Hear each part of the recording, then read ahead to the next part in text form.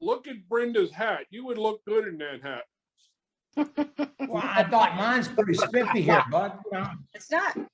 It's supposed to be puffier than this, but Recording. Pretty fluff there. I got mine adjusted to keep the light out of my eyes. That's, you know, it's just cool. I tell you what, Eddie put that hat on, that would back up 40 years when he had hair. Eddie, Whoa. don't you know where the light switch is?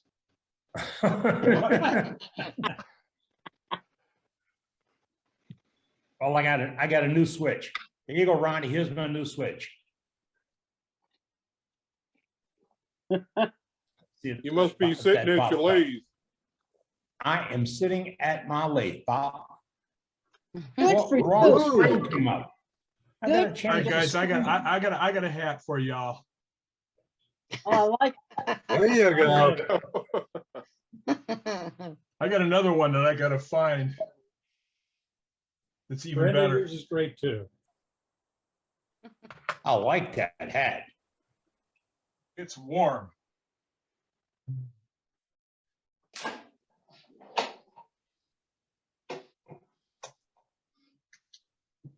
Well, Eddie, have you turned anything yet? Yes, sir, I did. I got to get over here. I got to get back on the right screen. I got the wrong screen up. I don't know if I got anything yet. Okay. Nope. Oh, there you are. Yeah, Ricky. When he had hair too. Yeah, that's when he had hair. Yeah, I had hair then, yes. Yes. Came off the machine today. Hey, it's All good. right. Right. A kitless ink pen, How about that? a big refill in it. How you drill that hole, Eddie? I made it's some, so but it was easy. a challenge. It was. That's a secret. No, it's so, I'm going to do a demo on it because it's so easy. I drilled It's my hole switching. before I started turning, and I drilled the hole first. And then what'd you do? Then I chucked it up and centered it up with my tailstock to make sure it was straight. Okay, I don't do that. I'm sure you got your own little way. It's going to be interesting. Hey I had guys, a Brad point bit that I used. Don't get to it. hey guys. I was listening to some of our back videos and listening to my own audio. Is my audio better now? Yes, excellent. Okay. Right now. Much better. Thank you. Thank you. I switched to cameras, so We've been Seems to trying to be- get you to do that for 2 years. Yep. yeah, not that long. It would be good, and then it would be bad, and then it would be good. It was like you were chasing batteries or something. It wasn't quite. It never Well- was always there, you know. When I'm here in this room, I'm just using the audio out of my webcam. So when I'm in the shop, I'm using a microphone and everything. But here, and this thing is just too tinny. So as I get a new, I mean, I've been rolling through the cameras, just testing them all out differently. So this one seems to, and I've had like 6 of them up today, and I was testing all the different audios. So This one's got a real deep, rich sound to it. I mean, it's really good. It's like it's a wider, it's like a HD webcam too. So Yeah, it didn't handle the light in the shop as well as the Logitech ones do. So that's why I took it out of the shop, but it seems to be fine here. So, and the audio is good. So thank you. Appreciate the feedback. You guys like this hat any better? Oh, I love it. That's Yeah. awesome. There's snowing up there. No, We'd never Nope. find it if it was snowing. Been yeah, shopping, Brenda. no. I got the black one. I just got the black one in the mail, and for Get some the reason, shoes. You got the matching shoes. no, no, Matching purse. no. How about this? Wallet. This one? Did you get a belt? Oh yeah, That's a nice spring hat. That's Miami. That's This Miami. is my all the Easter way. hat. This is my Easter hat. We're still wearing the fuzzy ones when Easter comes around. Well, I can see We got a animals in potential of, there. I've had snow on Easter before, so. This one is my bicycle riding hat. We've had snow here in Kentucky on Easter without a question. You must ride slow because that'd be flying if you were riding fast. It's got a lot elastic in it. Little Yeah. did you know when you turned in tonight, it was gonna be a fashion show. It is Yeah, always a fashion show. Did you see those pants that Kim Tippin has been crocheting for her husband? Yeah, Uh-uh. poor guy. Speaking of fashion show. No, Oh, Oh, we got those for Doug. You got to specify which Doug. I just got logged in and I heard we got those for Doug. What are we talking about? I see that hat. they're talking about the crocheted pants that Kim Tippin's making for her husband. Oh, I'll take a pair. You haven't even Oh, seen wow. it. I don't have a picture. I don't have a They've picture. already of been it. ordered for you, Doug. Too funny. I think he was the guy that was modeling the photo. I'm not sure. Believe it was. where What? did she post it, you guys? Oh, It's on holy Facebook. smokes. You see, I was looking for it. Yeah, you found it? Yeah, January 6th, she posted on it. I'll Holy have to smokes. check it. I can only imagine how much they'd itch in I Florida. couldn't wear them 5 Don't minutes. you know it? I don't have any way of getting the picture on the screen. Might be good. I can do it. Hang on. Is she on right now? Is Kim on right now? I think So, so. Let me share my screen and I'll show y'all.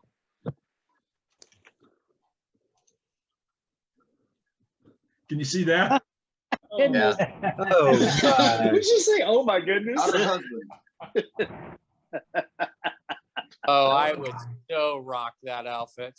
I would Oh, Just they like would that, huh, never Doug? admit me that. That's all me. Mm-mm-mm. I figured you got some of Wow, those wow. already. Good Lord. I'm gonna send her a message right now and tell her we're talking about her crocheted outfit. Well, tell her what size you need.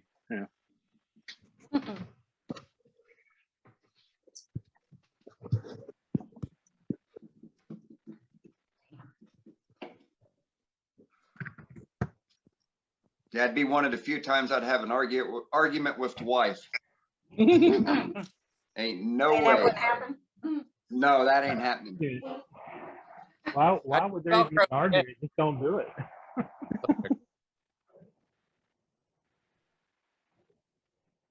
Why Those would are you out of ask control. permission? Yeah. Oh, look at this. Look at this view right here. This is a lot of detail to it. All right, you got the view. That's a control There's center. go. like 20 of these pictures on these knitted pants. Why would you go past number one? Right? Yeah, well, for the shock value. Research, My right? missus Right, knits Matt? and she Research. gets a crochet. Good Well, God. I hope they- I'm done. I'm done. I hope they're padded in the right areas. Goodness gracious, would that be scratchy? They look like exposed, dude. I don't know what to tell you. They might be warm for you, man. That is too funny. It's right up your alley, Doug. Those pants look a lot like my heart, soft and kind. Well, hello, everybody. Hello. Hey, Dean. Hey, Dean, how you doing? Oh, you've had some good videos out, Dean. You've had some real good videos coming out. Thank you, sir. I'm gonna figure out how to make me one of them sanding sticks. Oh, those are handy. I'm looking around my shop and going, where do I have some styrofoam at? You gotta order, you buy some new tools, and always something good comes in, with the tools. There you go. Yeah. There's I a must buy new tools so I can get styrofoam. there's a place here in town that sells it's called Foam and More or something like that. And I made a bunch of foam pads for sanding and stuff. I bought like a 3 foot by 3 foot sheet of this stuff that's an inch thick, high density foam. I still haven't used it all. Pool noodles, Doug, pool noodles. Yeah. You can go to Lowe's or Home Depot and get it for free, you know. That's what I did. Thanks, Dean. Oh yeah, that white stuff is really really dense. Yeah, it's gotta Yeah. be Dan. That way, when you stick it in there, you can put a little force against it. Mhm. Yeah, this one I couldn't turn it. You know, I tried turning it like you were showing, Yeah. but this foam I couldn't turn. It tried to tear it off in layers more than cutting it like you were doing. So I had to put it on a bandsaw and just cut the corners off, but it worked. There you go. That was a good idea. Even with your skewer, you couldn't cut it? No, I tried it. Huh. I couldn't get anything to cut it. I Wow. sharpened it again. I thought, boy, what is this? You know, it just it tried to peel it off more than it really cut. This thing is in, I guess, in layers. You can't really see it, but it's got kind of a layer thing here. Anyway, it works fine. I just cut the edges off on a bandsaw. You would think you'd be able to maybe sand it off with some coarse sandpaper, you know, and be able to shape it while it's on the lathe. Yeah, I had a 60, you know, and trying it with that, it made a lot of dust, but anyhow. Made a lot of dust, huh? Yeah. Dean, what you eating for supper? That's a Chick-fil-A sandwich. They gave me the wrong thing at lunch. Oh, Back through the line and said, hey, y'all gave me the wrong thing. Well, they wouldn't take this one back. Right. yeah. Right. Yeah, that's understandable. So, So they gave you another one, wife, at least I got some supper now. right? There you go. How often do you do that? Once a week? No, 3 times a week. I eat supper 7 times a week. Exactly. Hmm. I need some ideas to cook for supper. I hate cooking. Chili. I never know what to cook. Do chili. Burrito, ground turn turkey. back straps cut thin. I just Look did at chili. that. Did y'all see that? Somebody's sitting by. How you doing? All right. Yeah, What he's would- back in the office, Dean. How you Yeah. doing, Captain? Hey, all right. You see this? Look. Got a new That's shirt. awesome, man. That thing's looking Yeah. good too. How Oh, long did it's it take you to like get that, your yeah. quill on? Eddie, how long did it take you to get your quill unstuck? A couple of days with a penetrating fluid and then with a piece of pipe going both ways to get it out of there. It was a little bit of a tussle. I wouldn't put heat on it, but No, when I called one way, the guy said, put a little heat on it. I think he Yeah. was trying to sell me another tailstock. Yeah, That thing is humongous. They knew, everybody's solution, put heat on it. yeah, well, he told me if I took the drive out the back end and, or the right end, if I took that drive out, that would eliminate some problems and I could tap it. And we found out was the lock, was bound up and that's why it wouldn't move. Once I freed up that lock, it came and went. That's good. Well, It thanks was- for your video, Eddie. I had to go and spend some more money because I was sitting there watching it. My wife's watching her crocheting YouTube videos. And I said, uh-oh, babe, I need to order Amazon. I don't know what this stuff is, but for him, so I want to try it. So I got a can coming. Mhm. Yeah, speaking of which, I gotta get me some too. Thanks for reminding me, Doug. What you talking about? Skunk piss? Heat Skunk piss? blaster. That T9 lubricant. Oh yeah, we call it skunk piss. That's good I don't know. stuff. I don't know why, but it's just a skunk piss penetrating oil. Yeah. Well, I've the always- T9 is not a on my, penetrating oil. On my lathe beds, I've always used the REM oil like you use for your weapons, your rifles, whatever. Mhm. And it works really good, but I thought, well, let me try that on. I'll try one can. Somebody put a link in chat, please. So I know what y'all are talking about. Okay, we T9 can bow do that. shield. What's that? T9 bow shield. Oh, I thought you were talking about penetrating oil. Yeah, I thought I heard that too. I may already have bought it then. Because that's the stuff we were talking about before, right? Yeah. Yeah. Yeah. It's dry, it's almost a dry lubricant. But it doesn't leave a residue when it dries off, unlike one of those products. Unlike, yeah, the blue and yellow can. Yeah. All right, I'm gonna give you all something to think about here. Oh Can you boy, swap? not crochet. Uh-oh. It has nothing to do with my outfit. All right. That's good. Okay, I can uncover my eyes. Okay, let me turn it Go around. ahead, I got you. All right, so here's my bird mouth bowl. I just finished Nice. it up. It's all That sanded. is pretty. Big one. Got Wow. huge looking Here's good. the issue. So not the big crack. I asked the person, I said, I can fill that in, or if you like it, we'll leave it. And he said he liked it.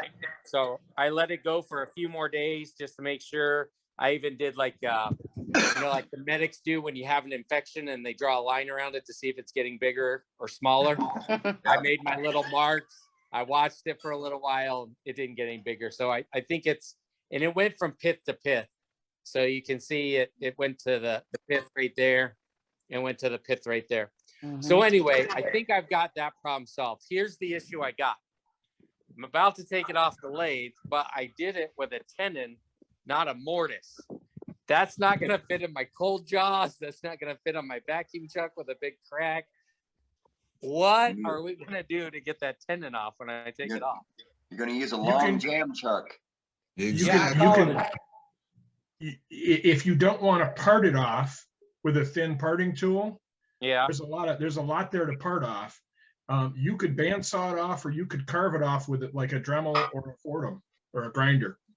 Okay. Or you could. I think I was gonna part it off, but I think I turned the bottom too small, and I'm looking at it and I'm feeling it. I'm going, man, I'm gonna make a funnel if I cut that off, or if I part it off.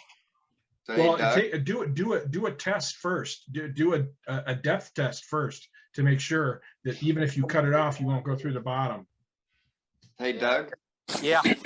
So here, I'll spotlight myself here and I'll show you the jam chuck I use for my long vases. And so it's only about 2 inches in diameter. And I'll reshape the front here to match whatever the curve is on the inside. Uh-huh. I put a little bit of I got thin silicone that I put over it. And this is, I don't know, 14 inches long. And that's what I use for all my vases. If you had a big rubber chucky cone, you could use that. A big what? A big rubber chucky cone. No. All right, remember we're PG rated here. Yeah, that's a good idea, Dane. You could make a cone as a jam chuck also and use that. Yeah. Get most of it off. But that's what I use for all mine, and then use your tailstock support just like you're turning, a regular tenon off a bowl, and you're good to go. Yeah. Are you familiar with Phil Anderson? No. Watch a couple of his videos and see how he takes his tenons off. He turns them completely off.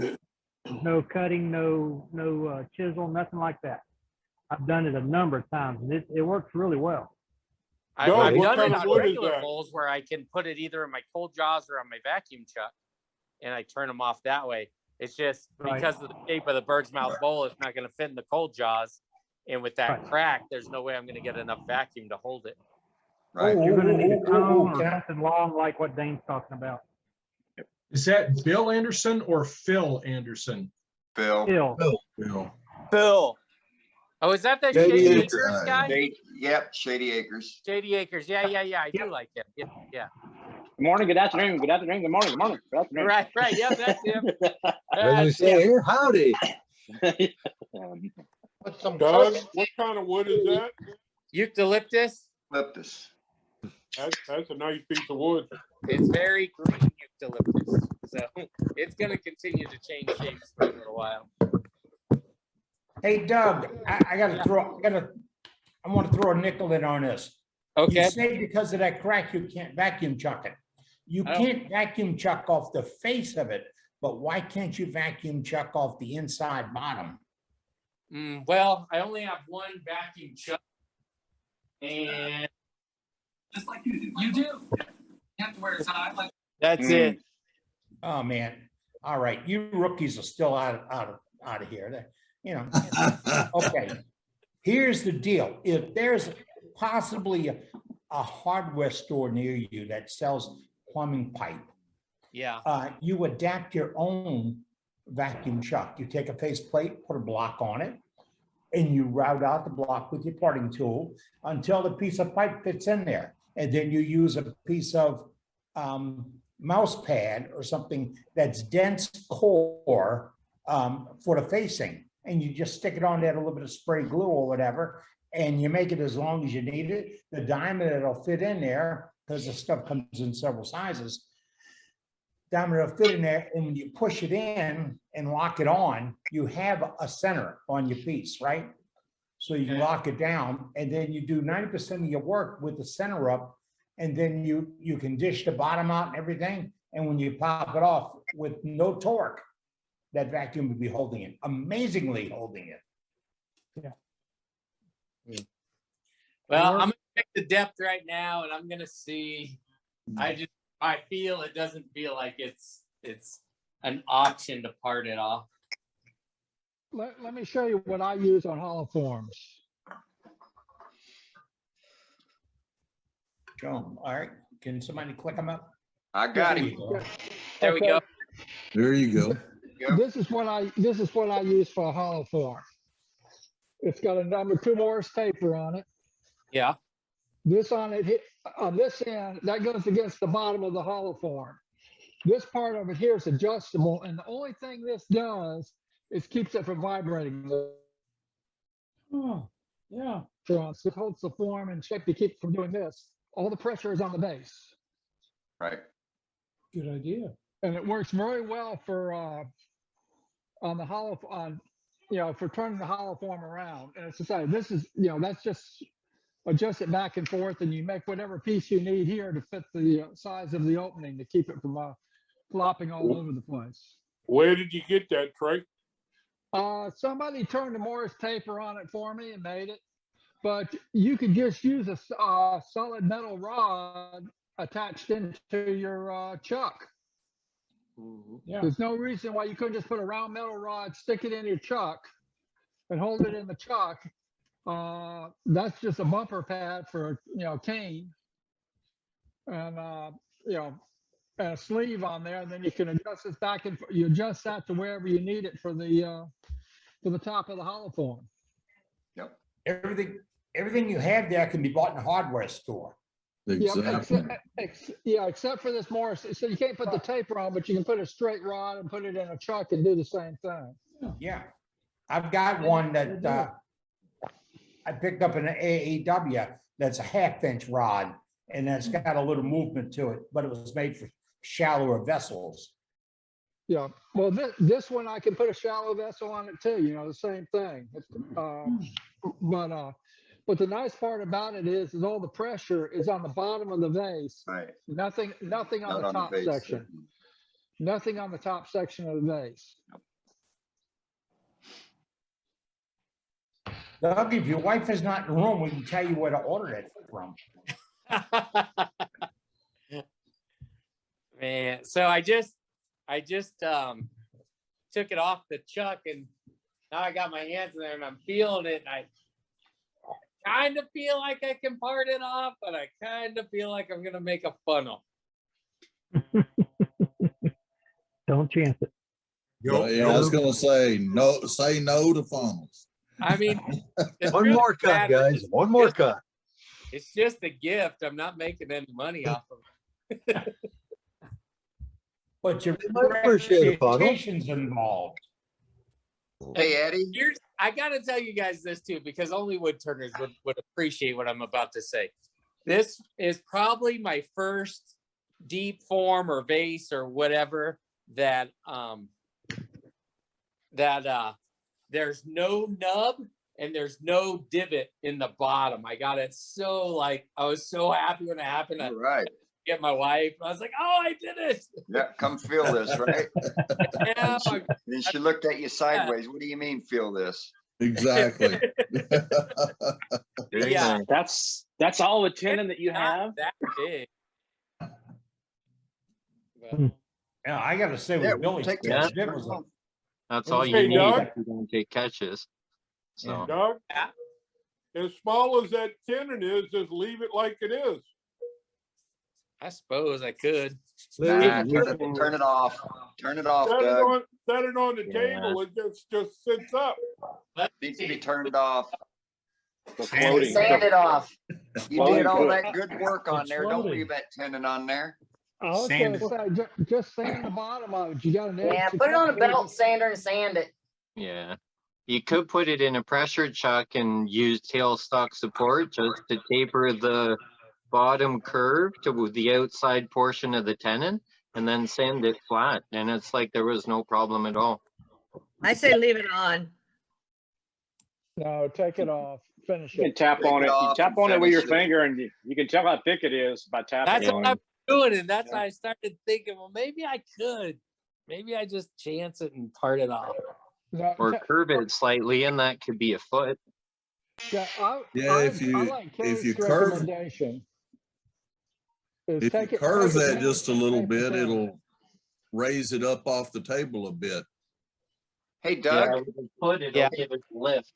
Hey, Yeah. Doug, can we come back to you in a minute? Randy is checking in from the woodworking show out in Pennsylvania. Yeah. All right. Cool. Hey, Randy. Hi, Randy. Hey, Randy. I am here at the Pennsylvania Farm Show, and I apologize, there's a lot of noise in the background. But All good? this is We don't hear one it. of the We don't hear biggest shows in the East. And there is green and yellow for as far as the eye can see. And we do have some oddities. I'm going to switch to the other view. Okay. Oh, That is a Yeah. sculpture. Can anybody guess what it Butter. is made of? Butter. Yep, it is a butter sculpture. Good God. Wow. Unbelievable. Like Grew up on a butter. dairy How much farm. bread you need? Quite familiar with butter carving. A Where's whole the lot of butter. pancake? Inside of the farm show arena. This place takes about 15 minutes to walk from one end to the other. Is that in Hershey? It's there. Okay. Zoom in. And I guess I About a can't. 4-hour drive for me to get there. That Then. is where we are demonstrating down there. Okay. I just finished we make little snowmen and we make tops for the kids, and I've been turning pens, and we have a great time here for the week. So we're Take here us through by Saturday. the group and we'll all say hi to them. We have a good time. Hey, Randy, walk us down to your booth and we'll say hi to everybody. Okay.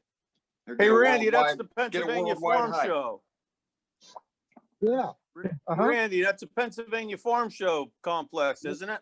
Yes, it Yes. is. Yeah, it looks familiar. Yep. That, what am I doing here? And here is our Pennsylvania here's our hardwood. little Nice. booth right on Pennsylvania hardwoods, huh? Looky there. You guys are doing plexiglass before COVID. There you go. Yeah, that's liability. Right? Something comes Tell flying him you've into got the 66 people online watching them. ground. Yeah. Don't be nervous. Right? 66. Yeah. Don't be nervous. have We're a all good watching you. and take care, everybody, and have a good evening. Thanks, All right, Randy. Randy. Thank you. Thank Thanks, you. Randy. Thanks, Randy. You have a good one. Have a good time. Have fun. All right, Doug. Back at you. Hey, guys, I dumped 4 links into the chat. One of them, the first one is the Phil Anderson Shady Acres showing how he takes the tenon off. The second one is Walmart closed cell craft foam. It's like $6 for 50 sheets of it. That's what I use on my vacuum chuck. And then there were 2 rubber chucky links. One was for the no-nos, the large cone and no-nos cone. And the second one was for a sort of fixture that was similar to what Trey was showing from Rubber Chucky if y'all don't want to build your own. So there's some choices for y'all. Thank you, Matt. Appreciate Thanks, that. Oh, I think somebody needs to go hit Doug on the head. I was gonna Right. check and see if I could just reverse chuck it and expand my jaws, but my big jaws are too big and my small jaws are too small. Do a pressure chuck. Turn a cone like this. And That you just goes keep on the going until you inside hear of a the clunk. vase. I don't know, make a jam chuck, Doug. A No jam pressure, chuck, Doug. pressure chuck. You could go either way, but jam chuck depends on the wall thickness. No, it's still, it is really thick. It is. I left it really thick because of those cracks, and I was afraid it was going to come apart on me when I was turning it. So it's. So you need to close your Parfex tube. It's open. It's not Parfex, but it is. Oh, it looked like it. Okay. Good catch. BSI. I don't know why I see things like that. Because you're always looking for yours, Billy. Did I I close it? guess. Did I close it? guess it's 33 years for looking at broken things, I guess. That's cute. I don't think the bandsaw's open because. No, not on the No, bandsaw. don't cut round stuff. Not on the bandsaw. Not unless you got a means to hold it. That's You don't have much to take off, dude. That's a quarter inch maybe at that. You probably and get out my Maybe. orbital and. You can use your orbital to sand it off as well. Yeah, that's what I think I might do. Some 80 grit. Yeah. Okay, we better keep the heat in mind. Yeah. Don't horse it and generate a lot of heat. Change paper. Just take your time. You I did a say fabulous job on it, Doug. Don't mess it Yeah. up. Round it off and keep the foot. Yeah, round it off, keep a foot, and it gives it lift. Oh. Yeah. So you're saying sand the Just make sand a cone. the edge down to meet this edge? You could just cone. actually put it in Sa- between centers and turn Yeah. that round Yeah. to the Oh. foot. Okay. And put a sacrificial piece of wood on your against your inside? foot so you don't get a pinhole in the bottom that might go through and make a funnel since it's so thin. And Okay. then turn a cone like this one that goes on the inside of your vase just to hold pressure in the center point. Keep showing it, Cade. There we go. And then your vase goes over this. And then have a sacrificial piece of wood like this with your center hole. And that There you will go. be your tailstock pressure to come up against the bottom end. And then all you need to do is just round that edge into the foot, and the foot gives it lift. I like that idea. Okay, we're gonna go Yep. for it.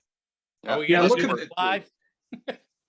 Doug, that link I posted, the YouTube link I posted shows that guy, Phil Anderson, doing just that. Oh, okay. Exactly, So you'll exactly what Cade just showed. Yep. You'll have this on the inside in your chuck and this on your tailstock for the pressure on either end. Yeah. Well, Doug, Oh, I'm gonna it- go back it's to all my soft plumbing. touch. I'm gonna go back to my plumbing idea, of not making it a vacuum chuck, just holding on to a sleeve of plastic and putting the padding on the plastic. It does the same thing, except instead of using vacuum, you have to have the pressure from the other side, like Kay just said. One thing you can do, It's easy with those Deadman made. I call it Deadman. Yeah, I use them all the time. I'm too cheap to buy a vacuum. Yeah. one thing you can do, and Hi. I've done this before. Can you hear me? Yep. Yep. Take some black resin and pour it inside about a 1/2 inch thick. Let it set up and then part it off. And that way, if you didn't go through it, you've got it perfect. And if you do go through it, you got a base there to cut into. I like that. Preventative measure. Good idea, Greg. But if you do go through it, it'll sort of still show up like a mistake. Yeah. But it's a good way to stabilize it so it's thick enough to turn. That's a really good idea to do it that way too. So the only reason I would steer clear of resin with this piece, and I love working with resin, is this wood is just too wet. And my Alumilite will just foam up all over the place if I get it anywhere near this Yep. wood.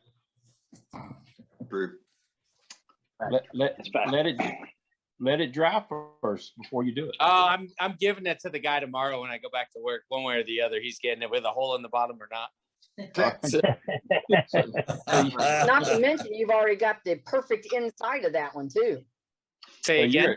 You're at You've crunch already got time the right inside now. of that. The inside bottom of it's already perfect. You don't want to put resin on top of it. Yeah, let me see if I can.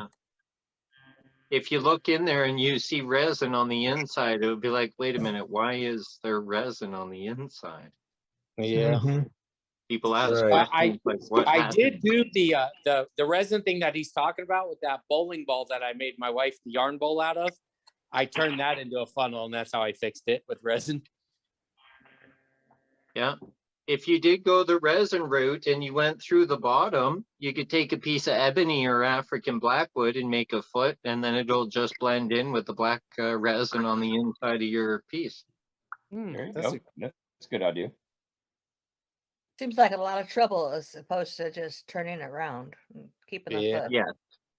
It's just if I can get it mounted on there. So in order to do it, I need to mount it this way. So what were you saying to put in here? The chuck with the chuck with a cone. A chuck with a cone like this. Okay. Yes, sir. So And I then got, the but I edge really of it- need to do, turn me a cone first. Yep. Yeah. And the cone's got to be. It's got to at the rest fat against end, the width of bottom. this, right? Well, if you're doing a pressure chuck, it's the exact diameter of that, so it friction fits. But if it's just a pressure chuck, it's the bottom of the cone that touches the bottom of the hollow form. You know what I mean? And then the pressure of the headstock and the tailstock hold it in between centers. Like what I was showing you, Doug. Yeah. Can I jump in, guys? Sure. Go ahead. Sure. I can see what Katie's saying about the cone. I just don't see the purpose of the cone, because what you're doing is you're bringing the tailstock up to it, so you want as much volume at the bottom of that pot as you possibly can. So ultimately, just a straight or even a cone the wrong way down to your chuck to give you as much volume into the bottom of the bowl as you possibly can. Then bring your tailstock up to it to support it and take light cuts. I like Katie's idea about making the piece of wood that fits on the tailstock so that you're not driving the center point into the base. Exactly. What I do to give everybody some advice is I have a load of hardware washers with different size holes in, and I put a metal washer on the top of the ring so that your ring can't drive in. You can leave as much point as you want on each one just by the different size holes in the washers. Slide them on and then bring your tailstock up just to get a hold of it. But I would try and turn a piece that gives you as much volume on the base as you can. Yeah, on the inside and outside. On the inside, you don't Primarily on the necessarily inside. need it on the tailstock end, but certainly on the inside. If he's got a 4-inch hole at the top to get in, his pot at the bottom should also be about 4 inch. So there's no reason not to have a 4-inch circle running right the way through the pot. Yeah. That You then just gives him want- volume at the end of the pot, so that when he brings his tailstock up, he's got more surface contact for when his tool's moving across the. If he draws it down to a point, what you're doing is you're putting things between the points, and as soon as you make contact, potentially it's going to twist. Yeah. Yeah. Whereas if you've got more surface area in the middle, if you haven't got something as big as 4-inch or 3-inch, a 2-inch block down it. Yep. I just thought I'd just jump in with my opinion to throw another light on it.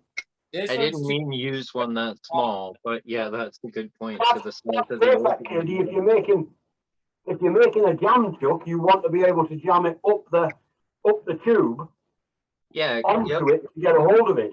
But what he's not actually making a jam chuck. What he's doing is he's creating a stock.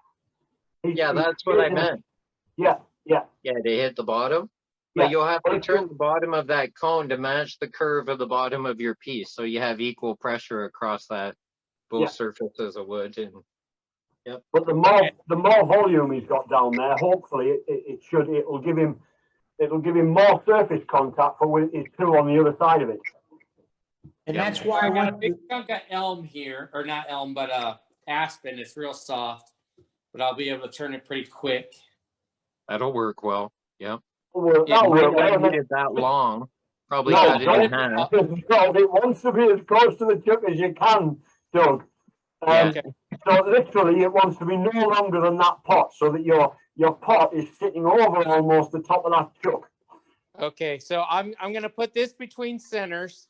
I'll Yeah. turn it round. I'll make me a tenon, put it in the chuck. Yeah. Get my length, True. and then go from there. Yeah. Yep. Is that the right idea? Yeah, it's perfect. And Yeah. then round off the end of it so it fits the curvature on the inside of your base. Okay. Yep. Don't make That it way that it won't long, dent the Doug. inside of the piece as well. Here we go. Doug, Yeah. don't make it that long. That's too long to be. Oh, he's Yeah, not. no, I know. I'll get that down. Probably a third of that. It just happened to be the only piece I found laying around here. Oh, actually, you know what? I have that juniper up there. That's kind of garbage wood anyway. Look, don't do that. Those First things of all, don't Doug, bounce.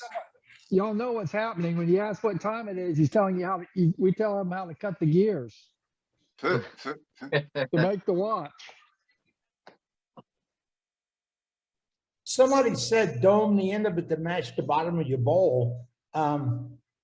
That may not be a good idea, because if your dome is proud, you're going to go to one point. I would actually put a divot in the end of the piece when I have it spinning, so that I can get all the surface contact and I don't get the wobble, like exactly what Martin was talking about. You want to spread the load and attack it from the load. I'm going to go back to my plumbing part. So everything that Doug's doing there, if he had a piece of 3-inch or 4-inch PVC and he just grabbed it with the chuck, boom, it's got a divot in it. It's nice and uniform, and you put that little piece of, I use mouse pad, a little piece of mouse pad there to push up against. You don't want a whole lot of pad, because you don't want it to, you just want to hold the margin it up. I'm going to go right along with Martin said. Don't go for a point, and go for a spread. If you dome it, you might end up with a point you don't know about. Of course, you can't get in the bottom of that bowl and see how it's contacting. But that's just, I keep going back to if you're going to do something like this and you're going to store pieces, storing a half a dozen pieces of 3 or 4-inch pipe is easy. And you can always modify it. And boy, I tell you what, that is, if you make your own vacuum chuck, the faceplate with the adapters, you go from a 3-inch to a 1-inch with adapters for a vacuum chuck to hold the bottom of a piece. I mean, it's easy. We don't have to do a program on that, but that's the way I feel about it. And I can't figure out why I'm getting all this. Oh, yeah. Hey, I pushed a button. That's why. hey, Dane, Yeah. this is exactly what I was talking to you today about. Somebody has an issue. How do I do this? And Right. Then everybody chimes in, and this is how we fix it. So since we're talking about that and we got you highlighted, go ahead and tell everybody what Well, we that's talked why about I this morning. called you, so you could do it. Now I'm going to put you on the spot. Okay. Okay, so earlier today I called Play Dane nice. and suggested that maybe once a month, if necessary, or longer or more, or whatever, if necessary, if somebody had an issue like Doug, that, I've got the problem, this, I can't do this, or maybe I'm having trouble with the inside of a bowl.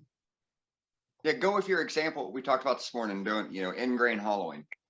Yeah, okay, end grain hollowing. If say I'm struggling with that, I've watched all kinds of videos and I just can't do it. I just can't get it. It's just not clicking or something. You could come on the meeting and have everything set up. We watch you, how you're doing it, and maybe show you, or maybe we can see what you're doing wrong, or get a pointer or something, you know what I'm saying? Maybe you're using the wrong tool, or maybe you don't realize it, but you're doing it like they show YouTube. But if you just raise the tool up maybe a little bit, you didn't realize, you know, that was happening. But if somebody was watching you do it, Yeah, so more actually, like a so what she's saying hands-on. is, so what she's saying is actual hands-on with you being the person that's having the issue. You're at your lathe, you're with the piece, and we as the collective are giving the advice on what you need to be doing to be successful at the task that you're trying to do at hand. You know, so for example, end grain hollowing, you're turning end grain, you're trying to hollow, but you're cutting from rim to center instead of going from center to the rim, and you're using a bowl gouge instead of a spindle gouge, as an example. And you got your tool rest too low, or you know, and we're able to see what the individual is doing. You know, they got their lathe on reverse, you know, and cutting on the wrong side. You know, Or maybe it's a situation just like Doug just did, you know. Right. Anything like that. If you have any kind of trouble, set it up. Yeah, but if somebody's got a problematic turning feature that they're struggling with, that they're wanting to conquer, you know, it would be a good opportune time to actually get the hands-on FaceTime tutelage of. Hey, I got a name for it. Worldwide Wood Turners, you make the call. Yeah, there you go. Okay. Make a button for it. I like it. Yeah. The only thing I have a problem with is I'd rather not dedicate a time for it each month or week or period. Let's make a time frame in our regular meeting where we can cover, just like we did just now with Doug. You know, let's say, okay, from 6:30 p.m. until Eddie, 7 o'clock, I'm gonna open floor. Eddie, I'm going to mute everybody. Can you come back on? All right, I'm unmuted now. Thank you. Okay, I heard the telephone in the background. Yeah. But I'd like to incorporate this as part of our regular meeting. I mean, we did it with Doug just now, and we've done it, and we've got 60-something, 71 people out there right now who are members that have input. So I go right along with Brenda. This is what Worldwide Wood Turners was created for: solving problems, sharing information. Yeah. I really don't believe in this teaching art and all that stuff. I really believe that if you know what those tools are doing, how you can do them, you're home free. Right. And it would be, you know, it would be a regular meeting session, or at least that's how I foresee it. I do too. Yep. Too. And that's the answer to what are you going to do in 22? Right here. You know? Yeah. So just if everybody just knows, you know, that, hey, you got a problem, have your lathe all set up, ready to come to the meeting and show us what your problem is, and we'll help, right? Right. Yeah. And all right. So you're nervous about this video thing, setting up your lathe to look at it. Take some photographs and share a screen with us. We have guys that do that now all the time.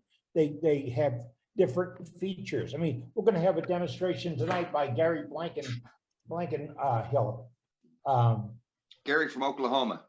Yeah, Gary from Oklahoma is going to do something with us tonight.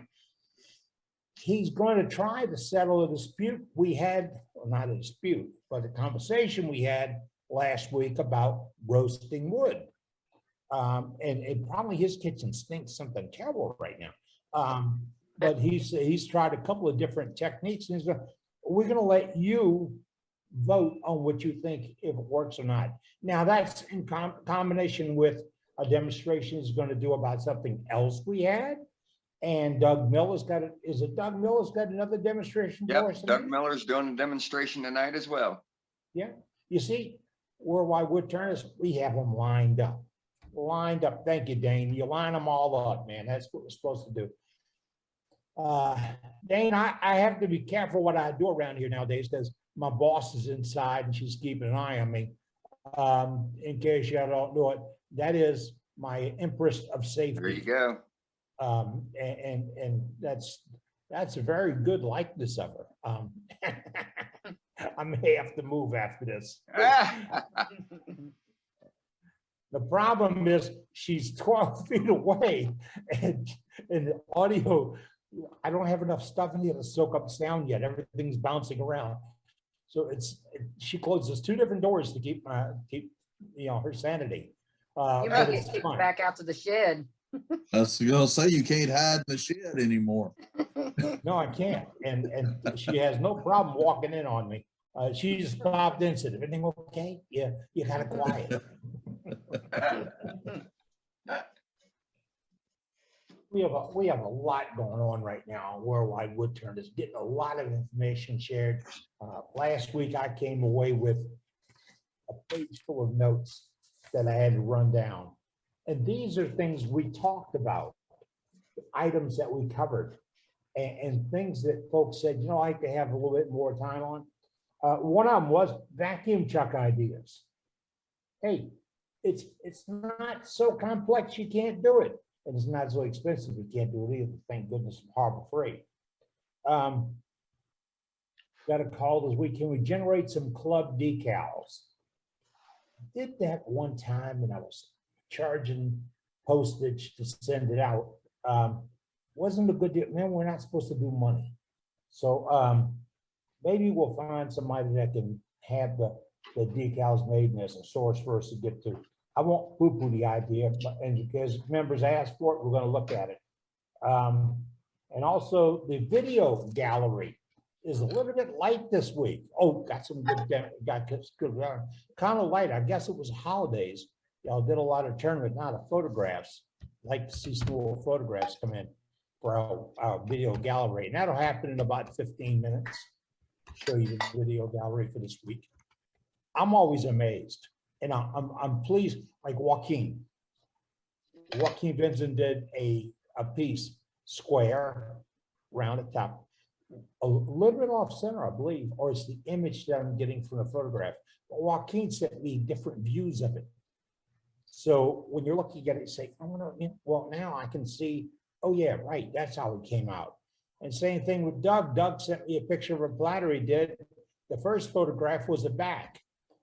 And the second one was downloading, and I'm thinking that's just one ugly platter, really.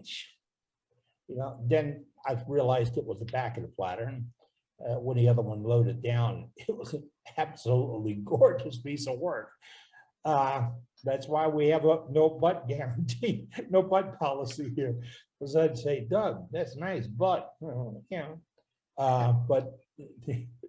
No butt guaranteed. You want to show it to us, your work, that's what it's here for.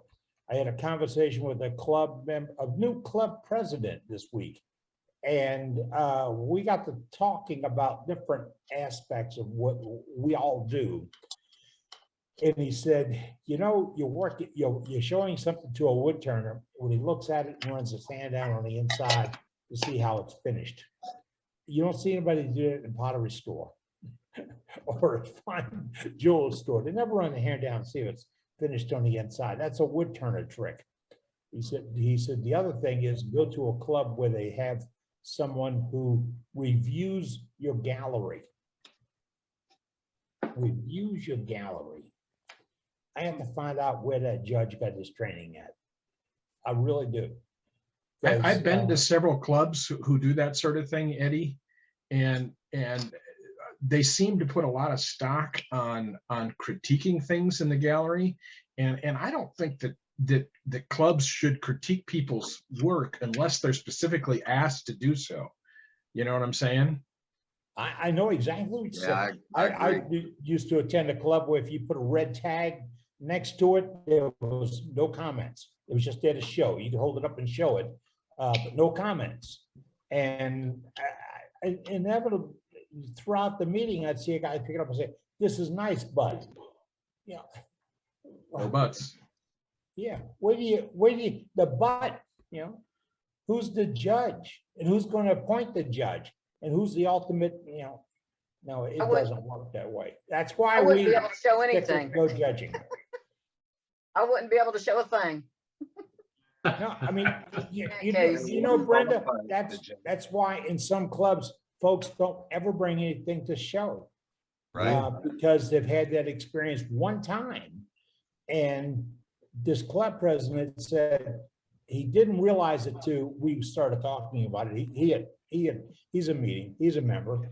And he said that somebody put a bowl up to show, and it was absolutely gorgeous. And the guy ran his hand, the guy critiquing it or showing it, ran his hand out and says, "Oh, next time maybe you should sand this out."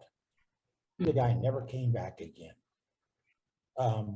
He was just told that his art just didn't come to that notch, you know. And what he would say is, "That's the rough texture of the bowl I was looking for." That's how you get out of that. Somebody would have put it in chat to have something to show. You have that yet? Yeah, with you coming in. Okay. Why don't we pop in? We got 15 minutes. Let's pop a few gallery up. Well, absolutely. Let's see. Touch. What you got? Hey, good evening, everyone. I didn't really get to do a whole lot of turning. Mother-in-law was in town, so I ended up doing a lot of flat work like bathroom renovation and things that I didn't think really need to be done. But that being said, earlier I started doing this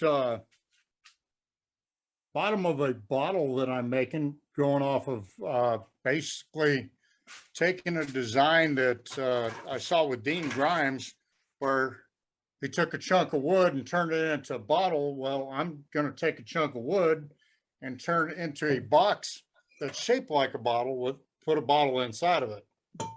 But a couple of years ago, I had a problem, had an accident. I was doing some renovation on a horse trailer, and I put a drill through my wrist, through and through. So I don't have the grip in my wrist. So when I do hollowing at any depth of, past 2 or 3 inches, and I get a little torque on the tool there, it really kicks my butt. And as much as I enjoy hollowing things, I get a little deep on things, and if I get any twist, it kicks my rear end. So I went online, searched a couple things. I put a link in earlier, and it was a YouTube demonstration by Don Hawkins that he did for the Denton Turners, and he came up with this rig here. I don't know if everybody can see that or not. Okay. Yep. It attaches to the bedways right here, and the concept is you would take a any type of tool, stick it in between here, and obviously adjust to the height of your tool, and then that gives you the leverage point, etc., as you go in for hollowing your vase. Really good demonstration by the guy. Taught you how to build it, and with all the metal, I know he did that demonstration a while ago, and his price was about $25 for the whole system. I went out to one of my local metal supply shops and was able to pick up flat bar stock, and of course the all thread, nuts and bolts and miscellaneous. And I still got the whole thing under $30, minus making tool handles. I still got that process, but it was just something I wanted to share. And like I said, I put that information. It has a cut list and everything in the video. If anybody else is having issues with hollowing, it's a hollowing system on the cheap. It's like $25, $30 to build the dang thing. So just Hey, Jim? Yes, sir. Yeah, I'm a member of that club that he's in, and I have the same difficulties with my wrist, not for the same reason, but I have the same difficulties. And I could not get over how it eliminated the torque that I was feeling with my hands and my wrist using that system. It's a beautiful system. But I tell you what, Bob, I did use one of the hollowing tools that I'd made and put it in there, and I got the bottom of that box done just a few minutes, and no torque, easy feel. I really like it. So yeah, what's your experience with it, Bob? I've made one somewhat like it, not exactly, but somewhat like it. But like I say, I was at the club when he gave his demonstration and went up and played with it after he gave his demonstration. I could not get over the lack of torque that on my hand that I was not feeling. It was amazing to me. Yeah, yeah. So I just want to put that out there. I know a lot of you guys are way more experienced than me. But I do have that disability with the wrist there where it's just not fully functional, but I love turning so much that I always fight the torque. And I tell you what, just building this little rig real quick, and I only gave about 5 minutes of time between the mother-in-law doing with the honeydew list on renovate the bathroom and all the other crap she came up with. But I had a good time doing it and enjoyable. That's good. Thanks for sharing, Tim. All right, let's go to Susan. Sue, you out there? Can you hear me now? I can hear you now. All Now if right. I can just find you. I had a super intensive weekend. Mark Soleil came in Friday night and he wanted to do something right away. And then we worked all day Saturday, all day Sunday. And he even stayed till Monday till about 2 o'clock. I was exhausted and slept all day Wednesday. What did you feed him? Whatever you fed him, he didn't want to leave. Oh my gosh, I don't know. He kept eating Gala apples, if that helped. I don't know. But anyways, towards the end, he helped me do a bowl. Ooh, wow. Hey. And that's like got the marble. one coat of 3408. It looks like marble. It's Yeah, just beautiful. Lovely. And You seal that first? Wow, that's very nice. it's sealed. It's just one coat of 3408 Vonix and Nothing under it. nothing under it. Wow. Nothing under it. Came out real pretty. Thank Gotta you. love box elder. Yep. It was Love punky It's beautiful, here, Sue. and thank you. And it was really punky in here, but it came out nice. Yeah, Sure did. Yes, it did. very much, guys. Next thing, he had me do an ornament. Now he had the ornament bodies. All I had to do was shine it up. And I did the top and the bottom. And the bottom turned out gorgeous. Unfortunately, it rolled off the table today and broke.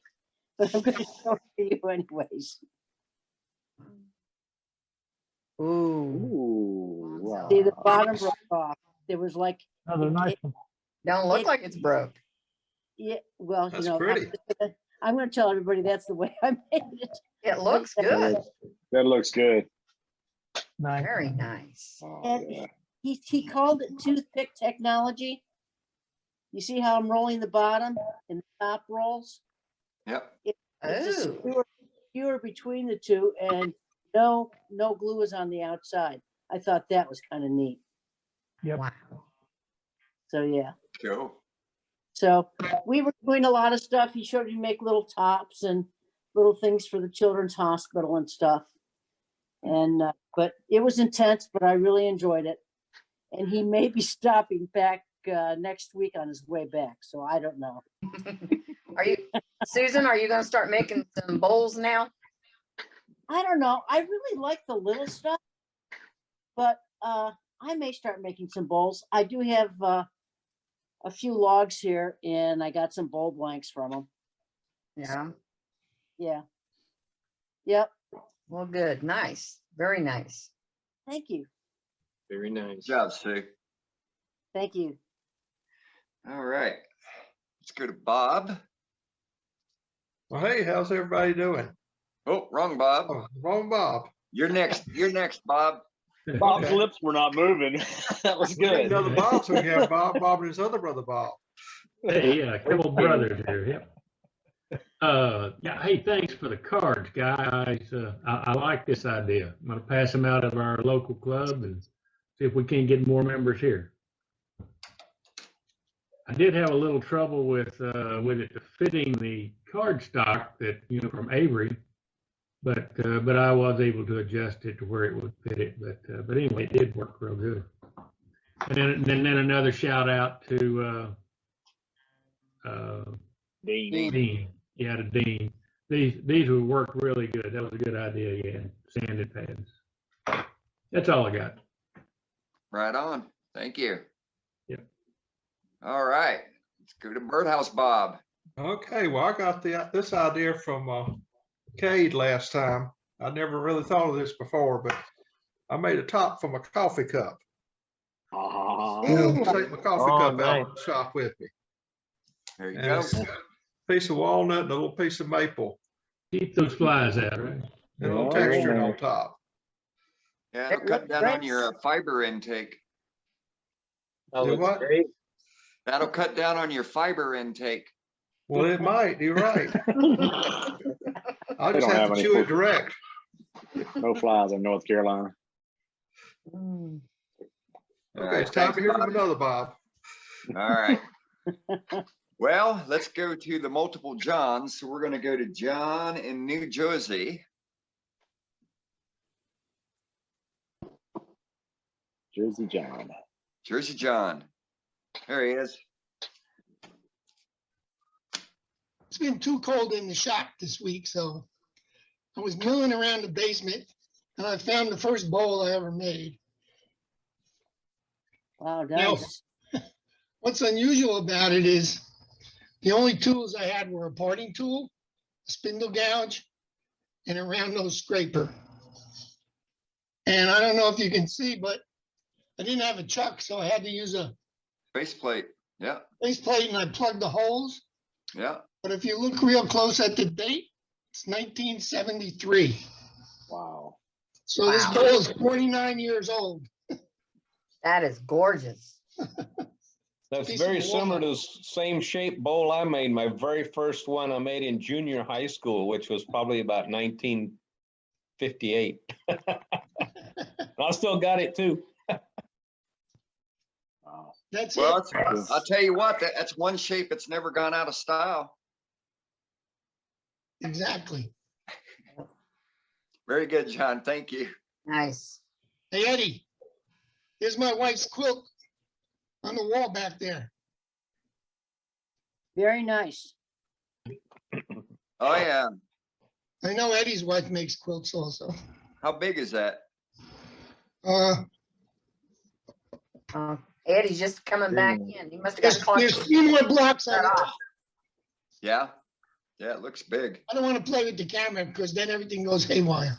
Nah, no worries. I think Eddie got shut off, thrown out or something. Is he back on? He just came back in, I think.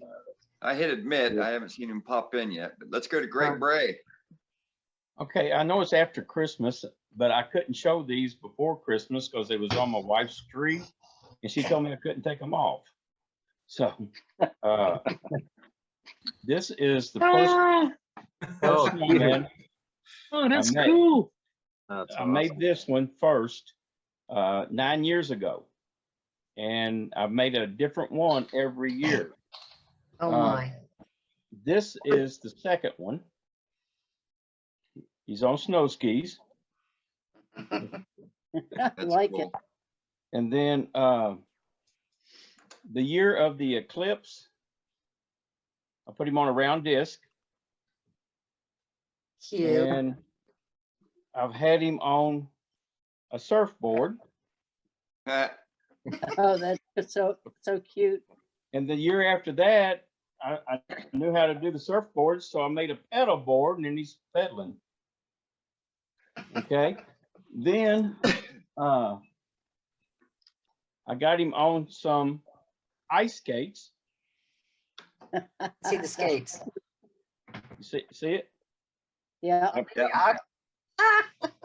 Cute. Okay. And then, of course, this year's he's had a pipe. Hey. Yep. And then I've had him on a snowboard.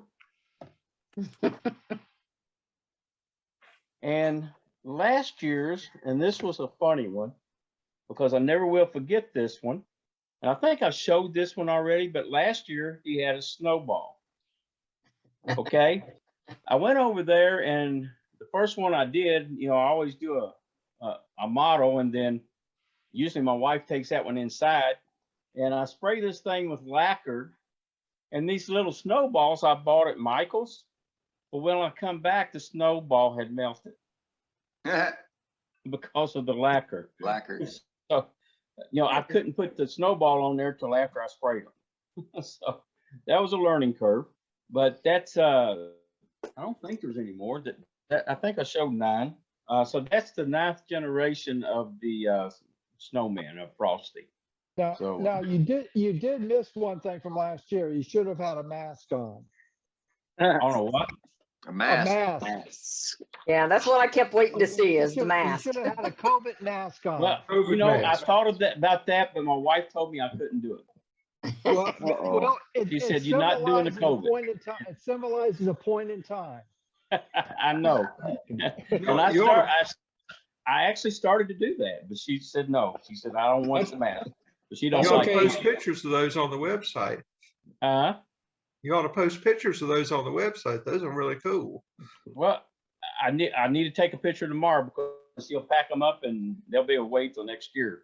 But I need to make a couple sets of them and keep them separate. But I'll try to put that on the website. I'll try to do that. But it's some That's good okay, though. ideas. He was How I was did the outside. skis- He What'd was you say? outside, so no mask is okay. How I did the skis, it was the first one with the sled. I come up with it, and what I did to do the skis, I just sliced these individually. I had a couple extra sleds, so I just started slicing these up on the bandsaw, and that's how I made the skis. Now, with the curve on it, you have to do it out of a really hard wood, and I used babinga, and it was a very good wood to do that with. And I'd take a little block and make these sleds, and I would get 2 out of 1 block. And it was pretty easy to do. It was kind of fun too. Those are gorgeous. That's all I got. I just thought I'd show you the whole set tonight. Right on. Appreciate it. All right, let's go to Dave in New York. Hey, Dave. Hi. Am I up yet? We got you. Okay. This is just a ordinary cherry bowl, but I had a little bit of a problem, and I decided to fix it with some acrylic, some epoxy. Get a peek hole. There was a branch in there that just rotted out and just fell out while I was turning, and I said I can't leave it because it's a pretty little bowl. Other than that, Yeah. Yes, it is. Yeah, it is. Nice save. That's a nice bow. Very nice. yeah. I like it. Very nice. And the one other thing I managed to accomplish this week was our neighbor's apple tree fell down, and I was able to scarf a piece of apple. Wow. And That's nice. Very nice. I see orchards around, and I want to go and steal some wood. That is It's just beautiful. gorgeous. It turns Nice like and butter, shiny. but it Yeah. did crack a lot. Let's see. You can see I got Yeah. a lot. Yeah. Apple and fruit woods are notorious for cracking because they're under so much stress, but that turned out Yeah. beautiful. There were a lot of repairs in there, including some of that red acrylic epoxy. Yeah. But Wow. Very And nice. it was worth the effort. Right. Turned out beautiful. One thing you can do is keep the shavings from the apple, throw it in your smoker, and have some apple smoked wood meat. I only had a smoker. But all it's got on it is teak oil. And probably a couple more coats, but it's getting there. And that's it for this week. Right on. Appreciate it. Thank you. Beautiful. All right. Let's go to everybody's favorite, Brenda. Oh, hi. I made a bowl this week. Just a small bowl.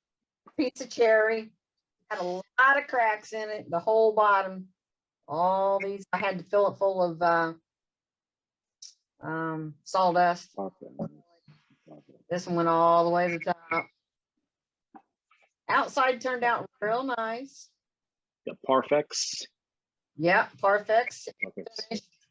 The inside, of course, is just, I cannot get a smooth finish on the bottom. And the bottom even looks worse. You can see that it's, I don't know, it's cracked, and I got tired of messing with it. On the end grain, a lot of times it's hard to work with anyway. Yeah, I couldn't do anything with it. And then it fell off the lathe too and hit the tool rest. It's got a little mark. Oh, no. Yeah, hit the tool rest. So. A lot of design opportunities. Yeah, it looks good sitting here. Just don't look on the inside or turn it over. Brenda, it looks good for my house. There you go. Yeah, right. Yeah. Fill it full of M&Ms and nobody will ever know. There you go. And don't eat the M&Ms.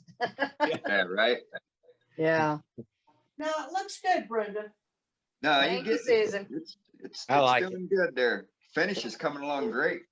Yes, I'm finally getting a nice shine to the outside finish. I just gotta work on that inside and the bottom. One section at a time. Yeah. I'm still having fun. I don't care. That's what counts.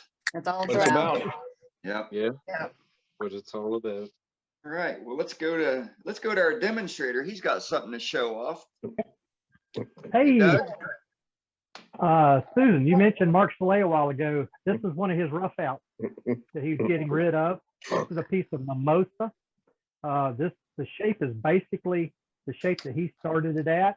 All I had to do was to reduce the tenon. His tenon was monstrous. I don't have any jaws that big. So I had to take the tenon down and then, of course, smooth out the bottom and smooth out the top. But like I said, this is basically his shape. Just a piece of mimosa. It's gorgeous. I grew up plumbing mimosa trees, and I thought it was a light colored wood, but it's nice and dark. Reminds me a lot of walnut. Not as, it's still open grain, but the summer and winter grain are a little looser than walnut is. But it came out with some nice chatoyance in it. You can see some right there. Spinning around, you can see some on the other side as well, right in that area. That's got 3 coats of walnut oil is all it's got.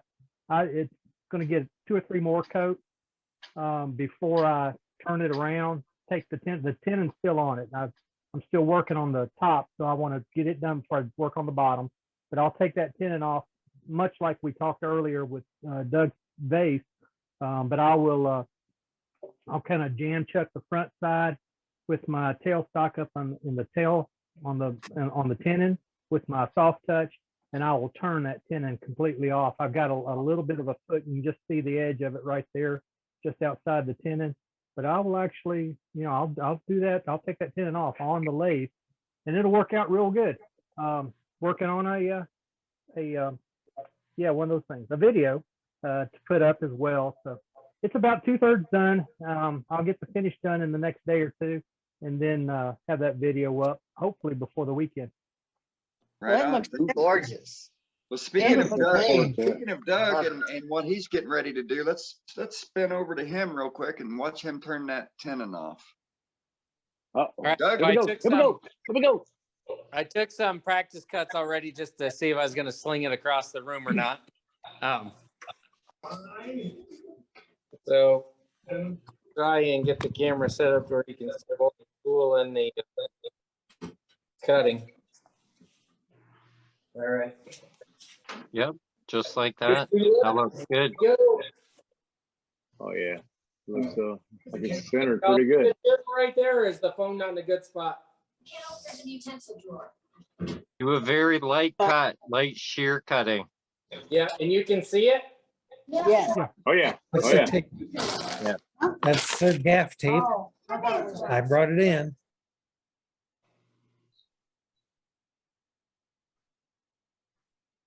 Very light cuts.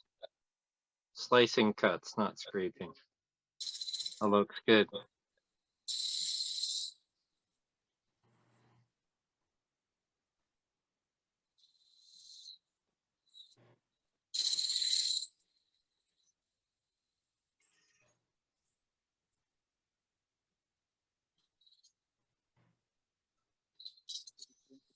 Something's going crazy. Something's moving.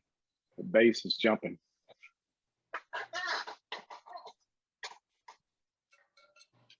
Yeah, it jumped off center. Something, yeah. I Very think you have it slight. tight enough. Just a little more pressure.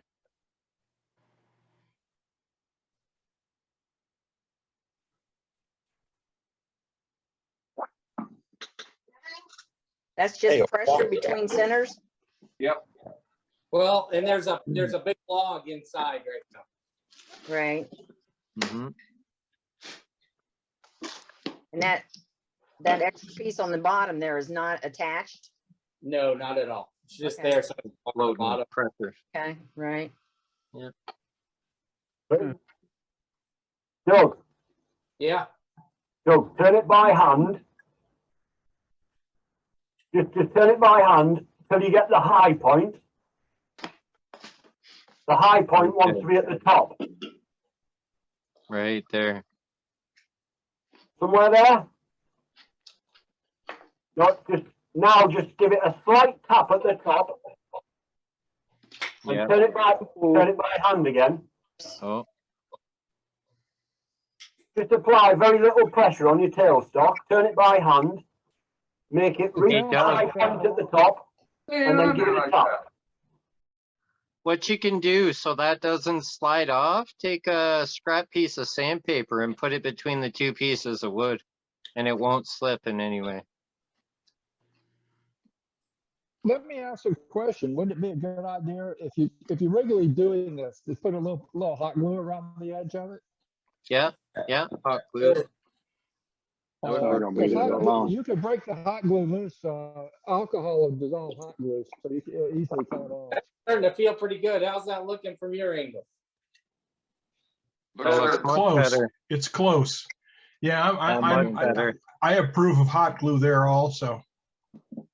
I mean, you're probably going to have a bit of run out because you said it was wet and it would have moved as it dried, so it's not going to be perfect. He's never going to get it centered exact.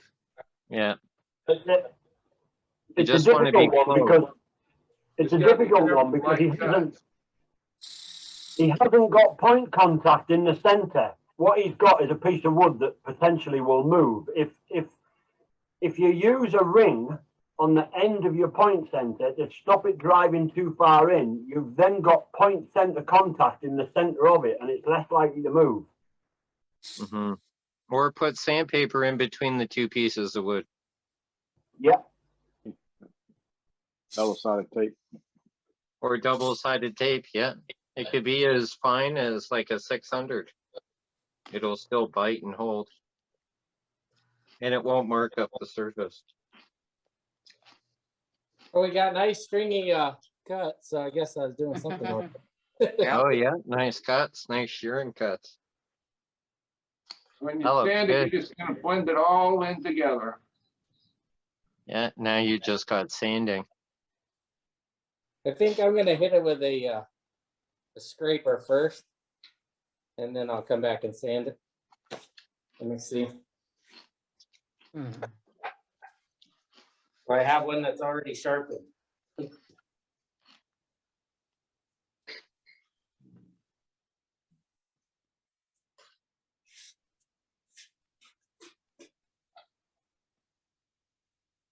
Yeah, I'm gonna try this one.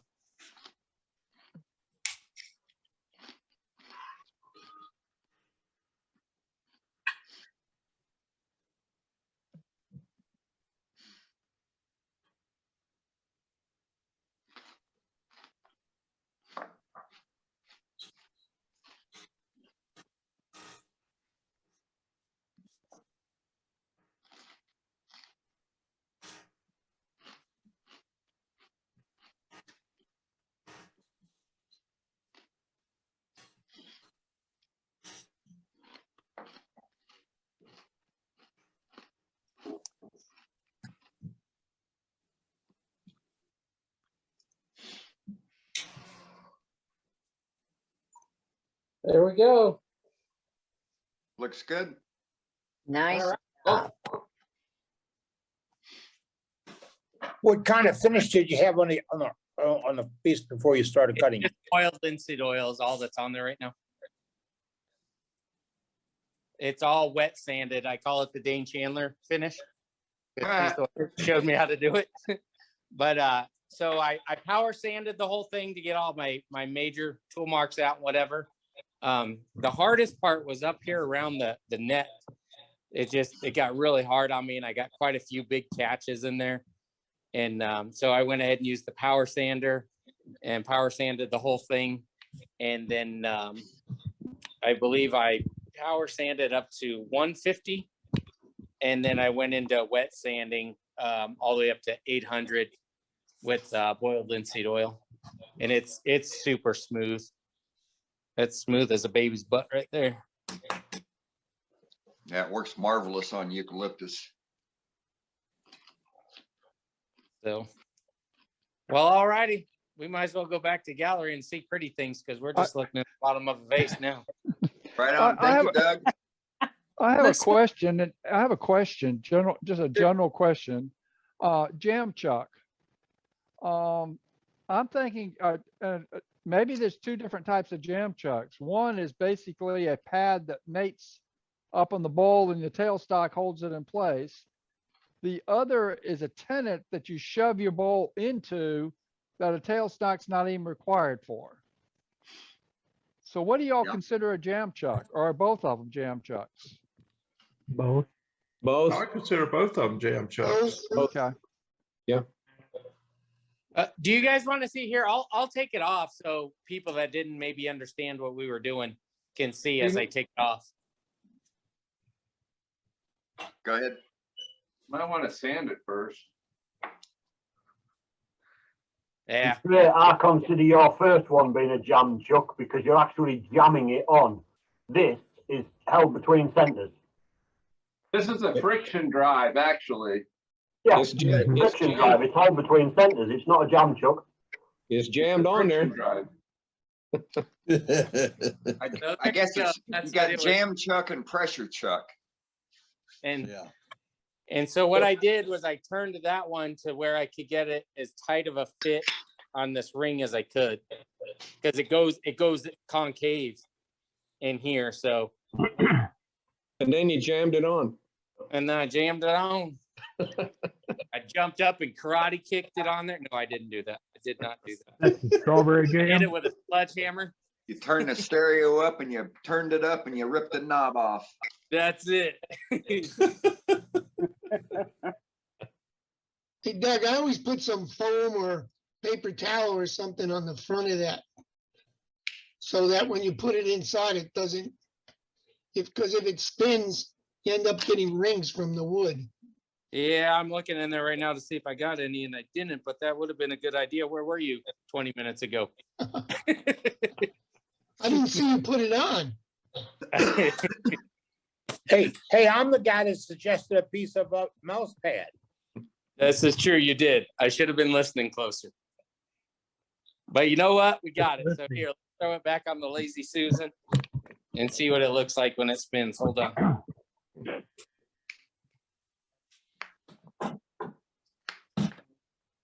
Let's see. Are y'all lined up where you can see it yet? Okay. Oh, yeah. Looks good. It looks good. There's Look the at big that. old. No wobble. No wobble. No, it's flat. It's on there. So that's good. Yeah. Hey, maybe I shouldn't do anything with that and say I left it like that so you could see the original color of your tree. I did that for you, Sergeant. Well, you know, I did that for you. It'll redden up once the oxygen starts getting to it. Yeah. No, I'll go ahead and I'll I'm yeah, gonna do some light sanding around it and hit it with the boiled linseed oil so it all matches. But I really appreciate you guys helping me with that because I was kind of at a loss. Like, what am I gonna do? There you go. And now it kind of has like, what do you call that? The floating bottom or something like that when you can see a little bit underneath it. I kind of like that. That's pretty cool. Yeah, into the shadow line. Yeah. Very good, Well, Doug. that's Good pretty job. awesome.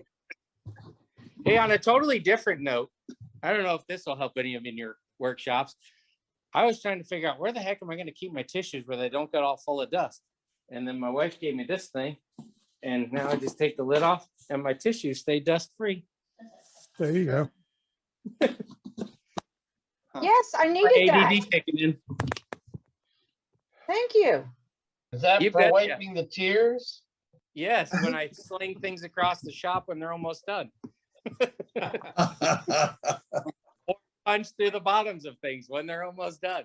All right on. Thanks, Doug.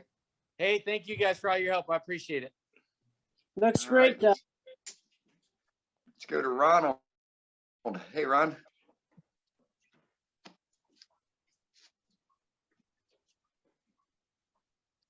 Ronald's there. Talk to us, Ron. You're still muted. There we go. All right. I got one done here. I've only been turning it for a couple of years. This was like the second bowl that I ever did. It's spalted, very spalted apple. Very gorgeous. It flew off the chuck, tore the bottom out. And then you dropped it. Yeah. So I filled the bottom. No need with to resin. demonstrate I had dropping to put it. another bottom onto it. And here, this top was another bowl made out of laminate flooring.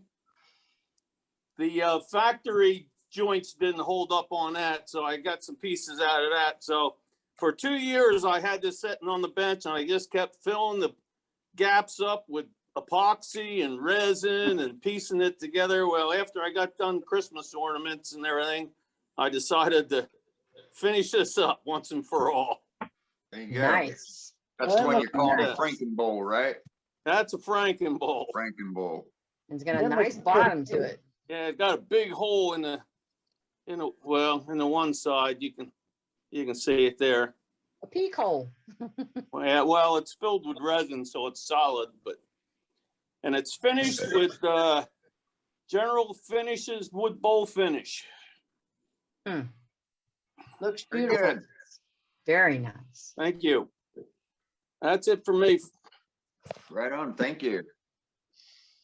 All right, let's go back to Michigan. Hey, Matt. Would be me. Yeah, this That's guy me. is left. This guy is left over from the snowman for Christmas, so he's just one of the few. So Waiting to be put up, huh? yeah, he's this tall. So I don't know, 13, 14 inches tall. He's cute. Cool. Thank you. He's fun. People say, Nice. who's he looking at? He's Yeah, I looking love at the his snowman eyes. next to him. Yeah, He's watching his back. yeah. Right. He's got some character. Cute. So I got a couple other ones, but they're downstairs. Very Thanks. cool. All right, let's go to Joe. Hey, Joe. Hi there. You're live. The other day, you guys were turning squares like this.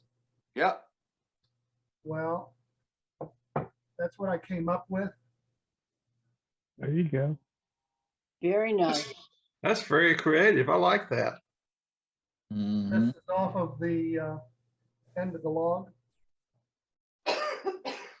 Very Looks nice. like a cowboy hat. That is awesome.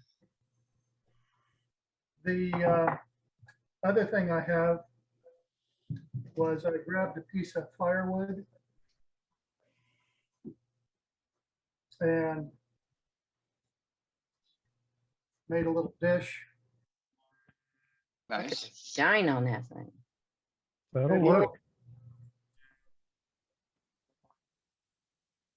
What kind of wood is that? I Nice love that. molding. Love that crane. I think it's ash. Like I said, it was on the wood pile. Yeah. Nice, Steve. It was on the wood pile. Gorgeous. That is beautiful.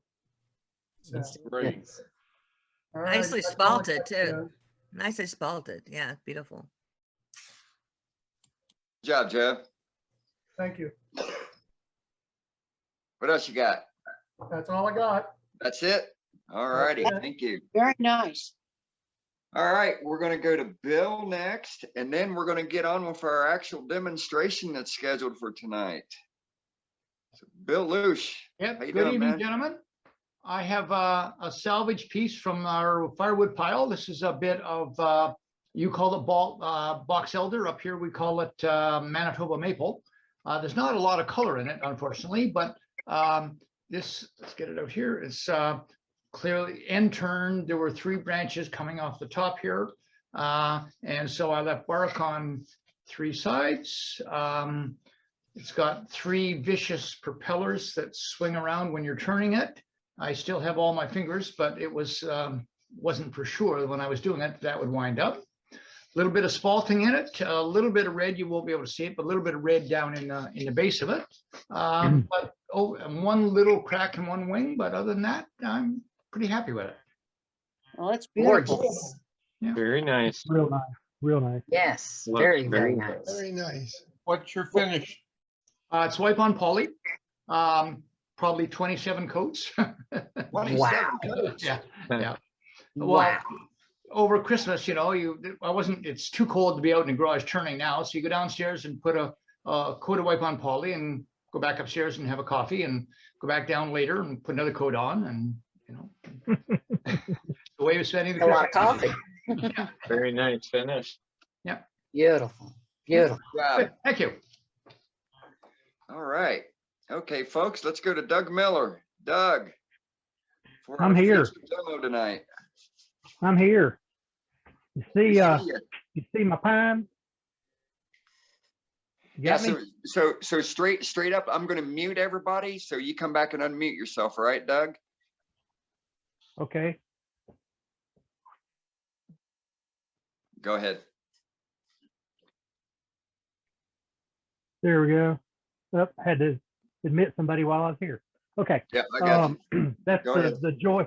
That's the joy of working on a single camera on the phone.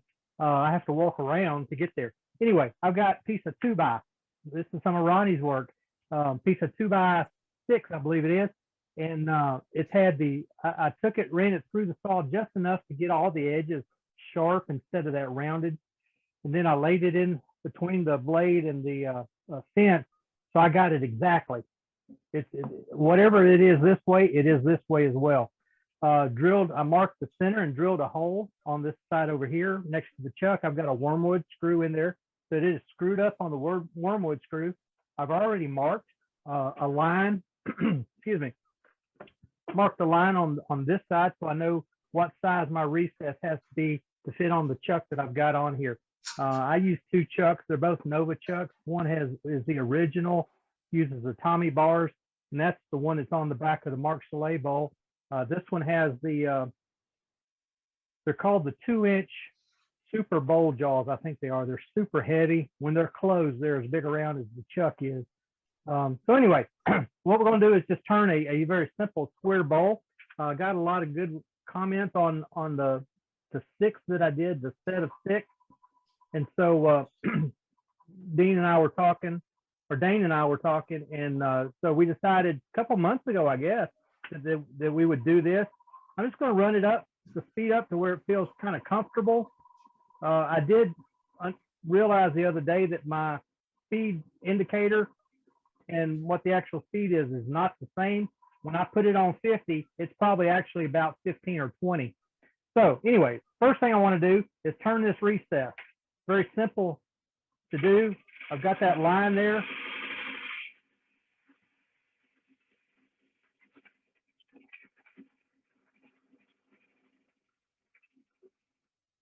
My tool rest feels just a touch high, so I'm going to lower it. Doug, do you have your face shield? Thank you. No. I Looking did out take my for ring you. off a while ago. Looking out for you. Yeah, absolutely. I've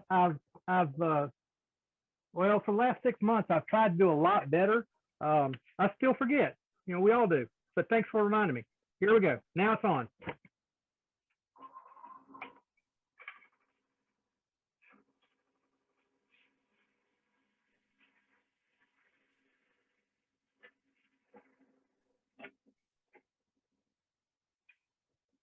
Come back the other way.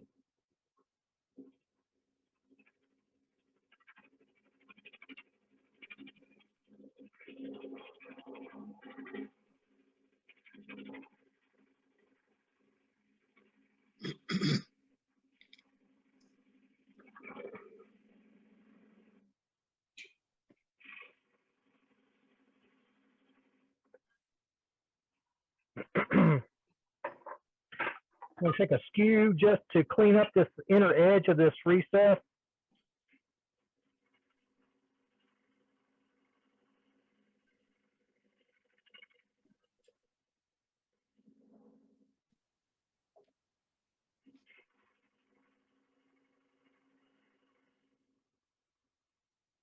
And that's the only way I'll use a skew on a bowl when it's side grain like this, bowl, platter, whatever it is. So I've got my recess done. Now I want to create what's going to be my foot and start the curvature of this bottom side before I turn it around. Actually, let's move the tool rest just a little. Give me a little better angle on this outer edge.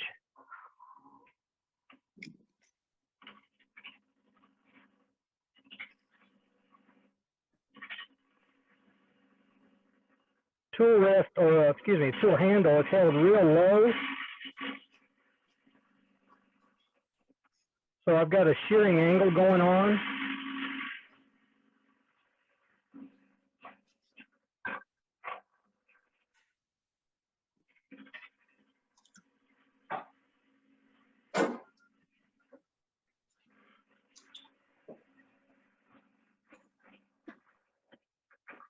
Go real slow as I get to those corners. That will reduce my sanding. I really don't like sanding these things. I've got 4 corners that are flopping around.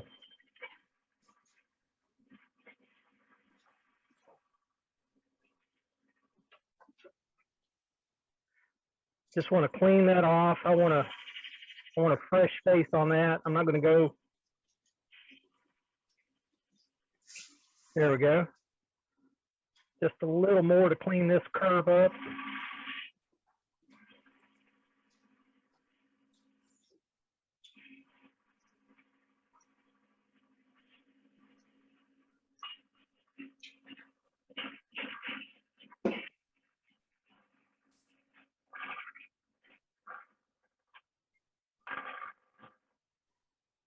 Still got a little, excuse me,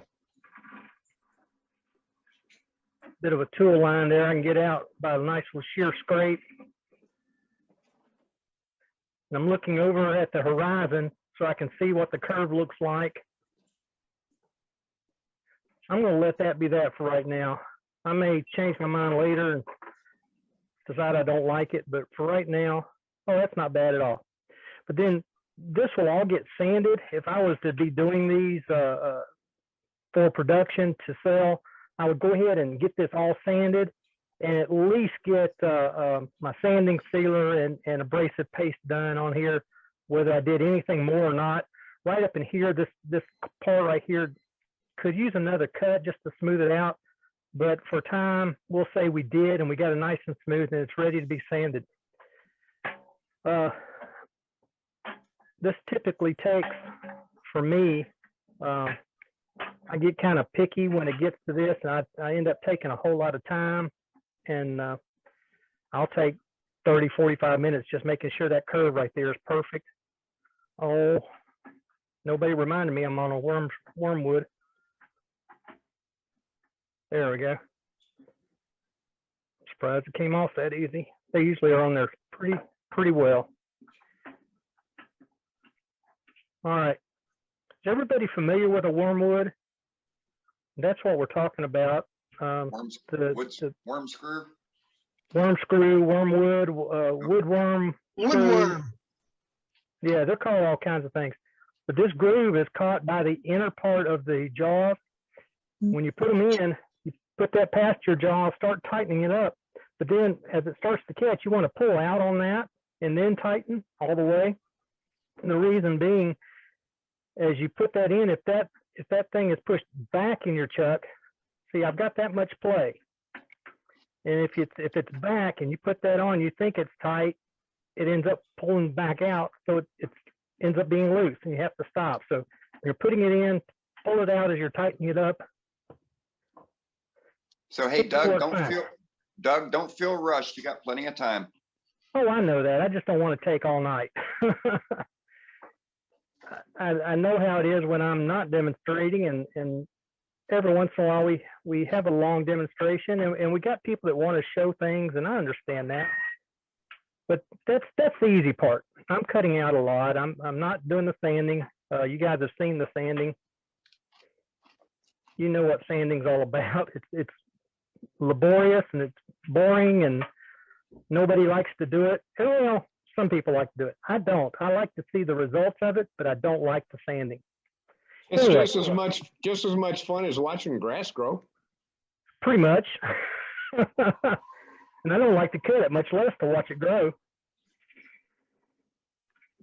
We're going to start the inside.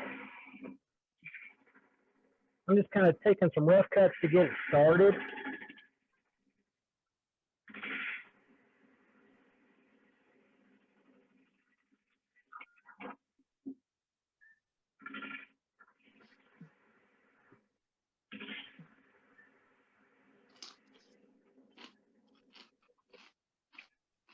I can actually smell the pine sap through the monitor.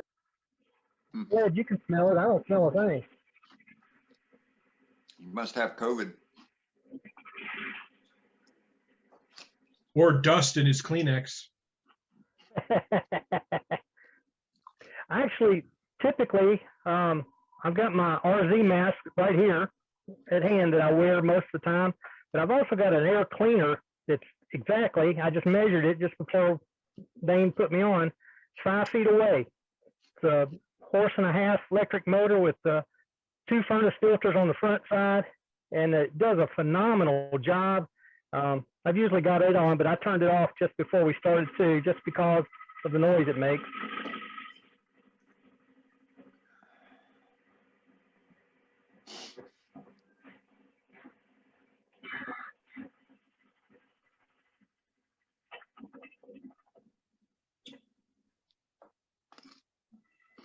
But I can hear you all. You can hear me better with it off.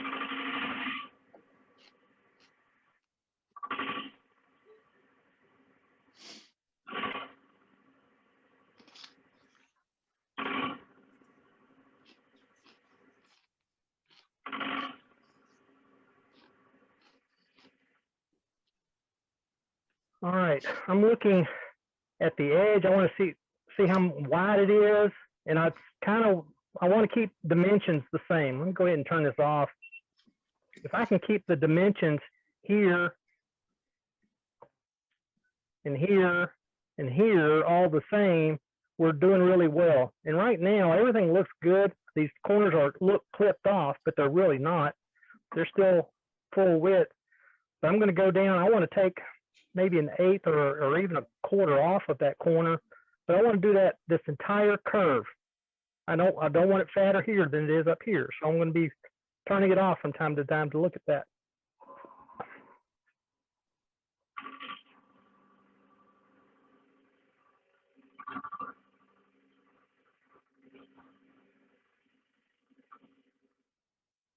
You'll also notice that I'm not trying to do it all in one cut, and I'm leaving a whole bunch here.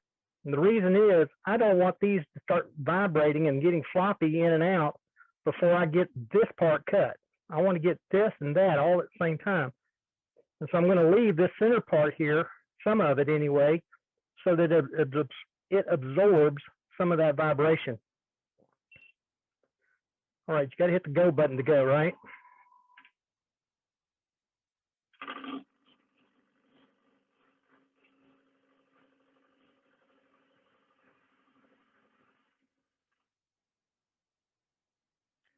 This is kind of like fitting a box. You just have to cut, look.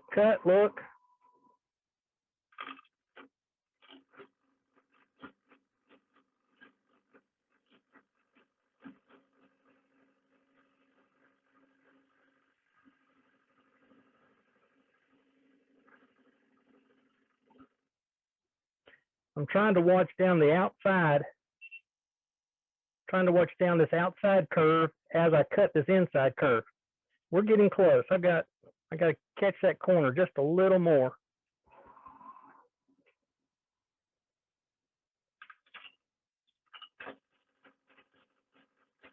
Very light cut to get into it.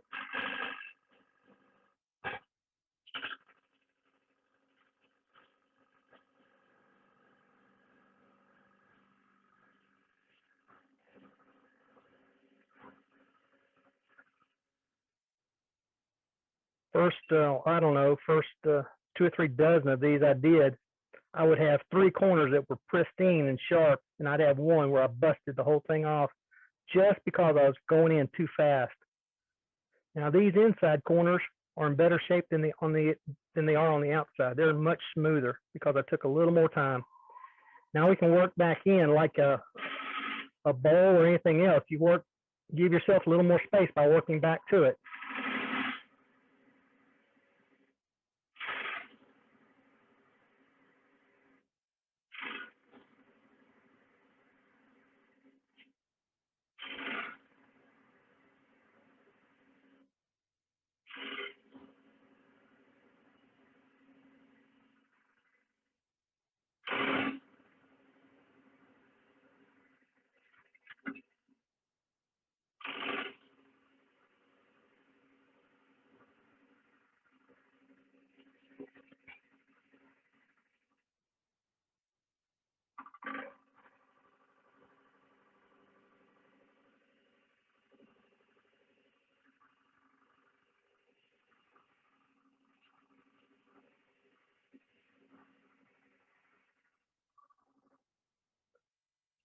Take a look at it, just see what we got. Yeah, we got to get this. Hope you can see this. Right here, it's thicker here than it is right here, and I want them to be the same. So Billy, you're talking about smelling the wood sap. I don't smell wood sap, but I sure smell wood, pine sawdust. Smells like construction site. All right, let's take another pass and try to even up this curve right here. Again, looking down the outside as well as the inside.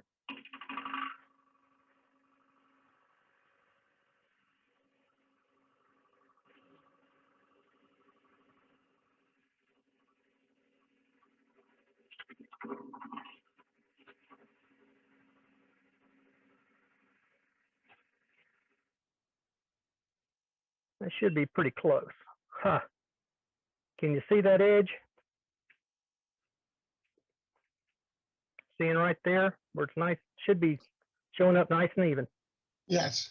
Looks great, Doug. Yeah, looks good. All right, let's see what we can do about this inside now.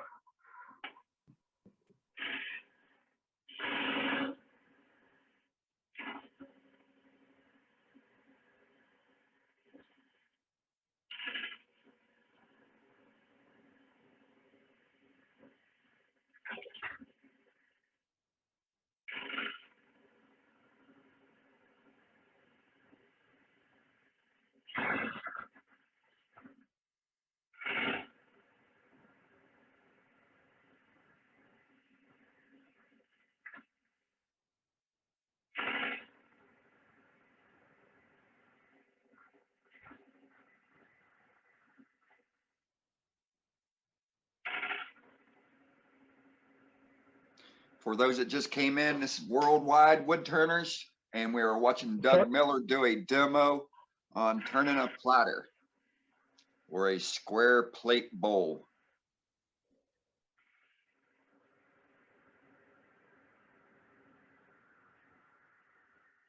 Is the difference between a flat?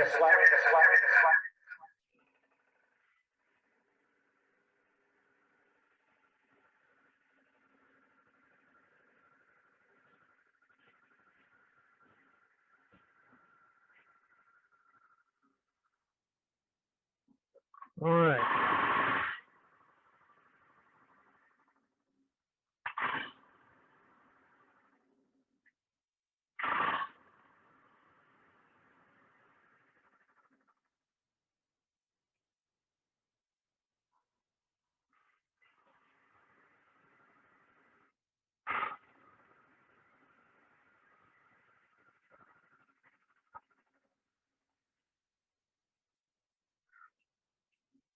Want to readjust my tool rest again. It's gotten a little far away in the center.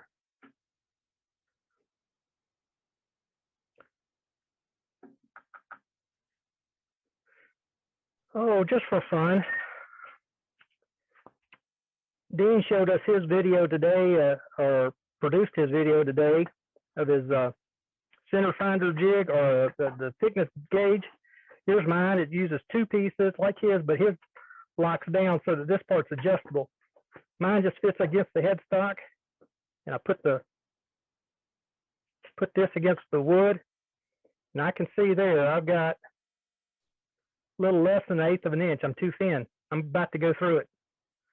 So instead of making a funnel, what I'm going to do is just round this off. This won't go out for sale or anything, but it'll go to something. My wife will probably find a use for it. If she doesn't, it'll be firewood. All right, let's just round that off.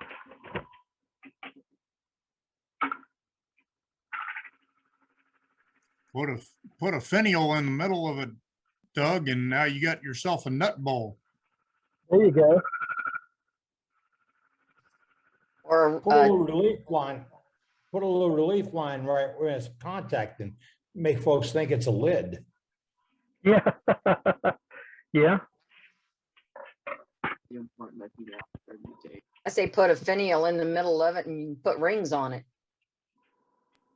Yeah. Or you could turn a decorative medallion and embellish it somehow. Exactly. That's what I was fixing to say. Cut some lines in it, make it look decorative. Get out paint your it, texture and then tool. and then paint it black and silver it.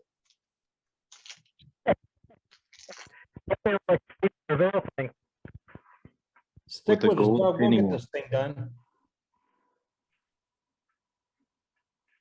I think he's going for trouble right here. I saw a tool come out. There it is. Oh, texture. The Robert Sorbet mini texturing tool. Yeah, That's mini. You're so sweet. With the platform on. Yep.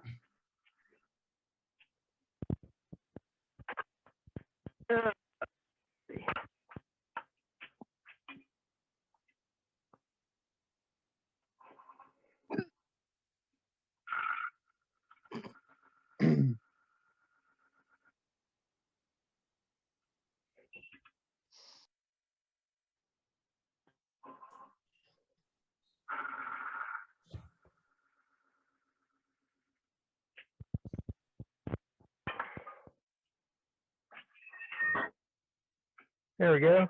Little sanding and we're in pretty good shape. Actually, a whole lot of sanding. There you go. I hope you can see. Let's see if I put some,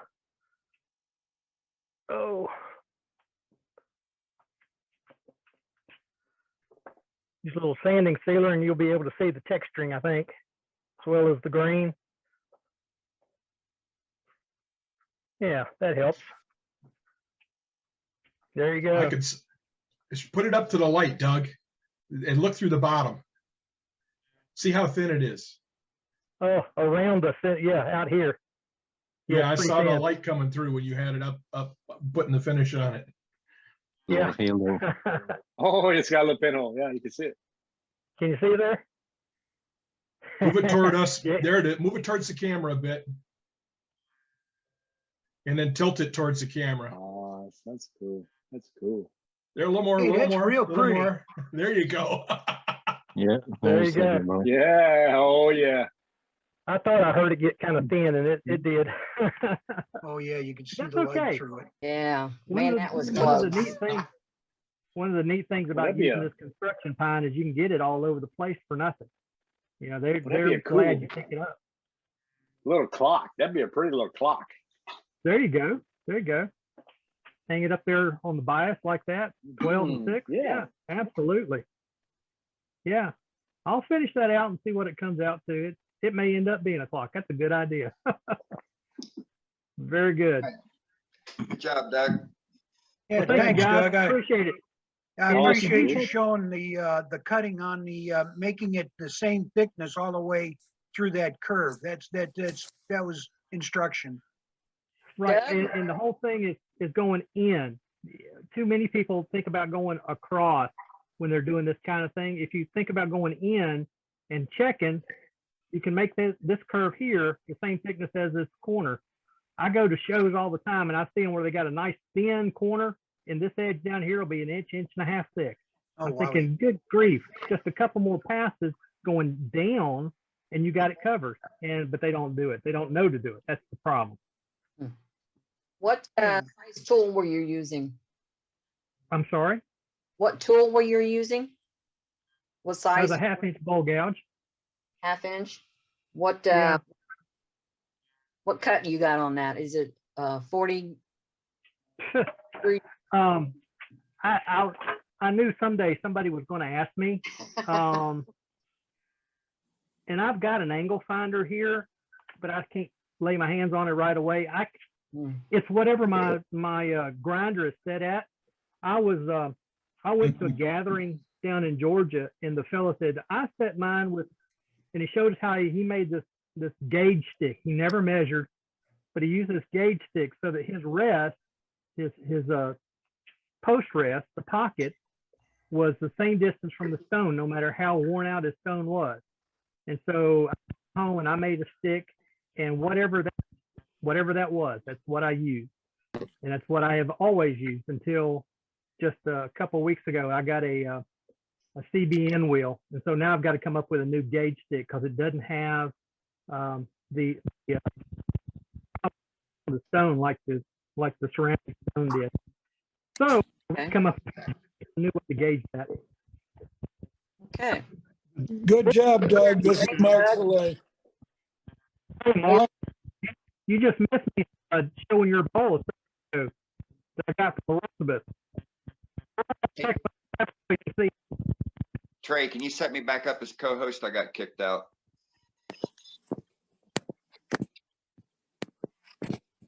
All right. There it is, Mark. That's one of your rough nice. outs that I got from Elizabeth. Well, It's, nice job on that. Isn't that pretty grain? It's beautiful. I did not know I had such beautiful grain. You know, anytime you need stuff, you know, I got 3 warehouses full. Well, I've been talking with Elizabeth, so yes, we'll take care of a little bit of that. Yeah, she's a super friend of mine, and I've helped her out a lot. She's a great lady. She is a good one. She is a good one. I'm sorry she's getting out of the wood business, but I sure do understand. Yeah, it's a beautiful piece there. But Anyway, there you go, guys.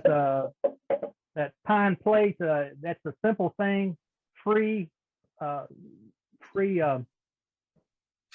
yeah, whatever you call that. The stuff you make it out of, your raw material is free. You go to any construction site and they'll be glad for you to pick it up. They won't load it for you generally unless you give them a good sob story or you got pretty legs.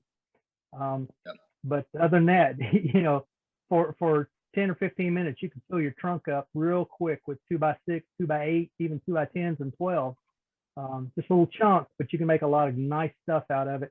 And people love it when you go to sell that kind of thing. And it'd be cut off sitting in the dumpster. Good job. Thanks, Absolutely. Doug. Thank you, guys.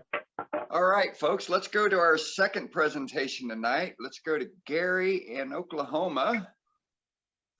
Good evening. Okay, when you get me cut over, I've only got one camera, so I'm set up on a camera tripod, and it's shooting down to the main subject material. Hey, you found me yet? I'm looking. Okay. Ah, there you got me. Okay. I got you, Gary. Yeah, to begin with, I want to go to a screenshot and let's see, there's what I want to go to, share.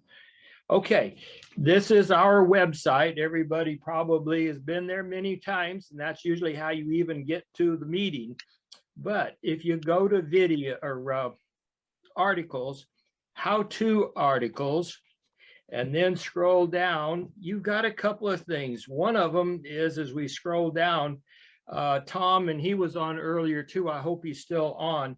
Thank you very, very much for this. He has a file there for 3D printing these knobs, and we'll see that a little bit later. But I have used that, and I really appreciate what he has done. But now for the actual subject of what we're going to be looking at is if you have to build a couple new handles, you've got a couple of tools and you don't have handles for them, well, you probably have to make them. And so Gerald did a really good job on this for using plumbing fittings.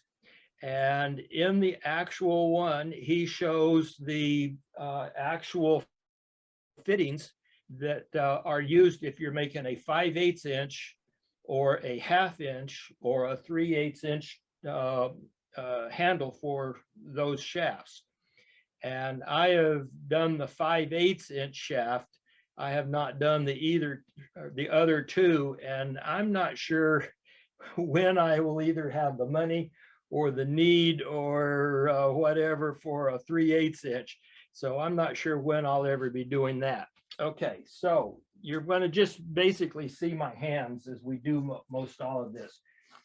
We're doing a 5/8 inch, and a 5/8 inch is 0.625 inches to be very accurate. You'll see why I'm bringing that up here in a few minutes. This is my first one that I did about 9 months ago, or when the article first came out. I call this my big boy. And it was used when I went out and got 5/8 inch rod at the big box stores. And this one here is a 3/8 inch upcut dual flute router bit. And that one and this one, which is just a round carbide bit, have filled up probably at least two 55-gallon trash cans with sawdust. And the whole idea is you've got one handle and you've got two different or more tools that you can use with that handle. Well, then I started doing a lot of bowl turning also. Well, that's why those were even done. And like a couple of others have mentioned tonight, at least one about bottom finishing of bowls. So I went to Thompson lathe tools, and I got in two of his tools. This one is the 5/8 inch bottom gouge. This one was the 5/8 inch bowl gouge.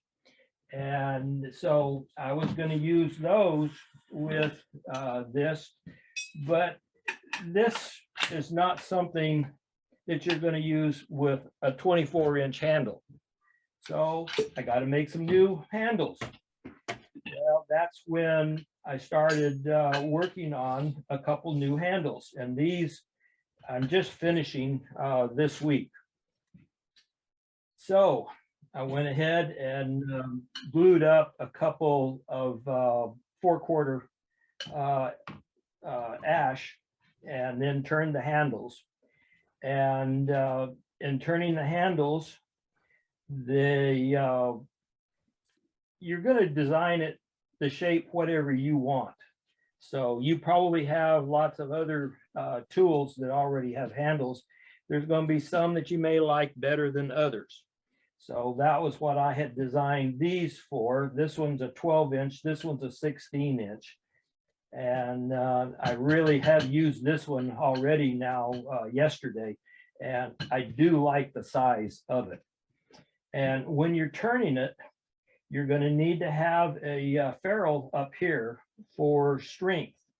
And that's also in the article that Gerald has. And all of that is kind of explained pretty well of why you need them. But I'll go through some of the problems that I have experienced now in the time since I made this one about 9 months ago, and the couplings that are now available. They're not exactly the same. And I've had some problems there.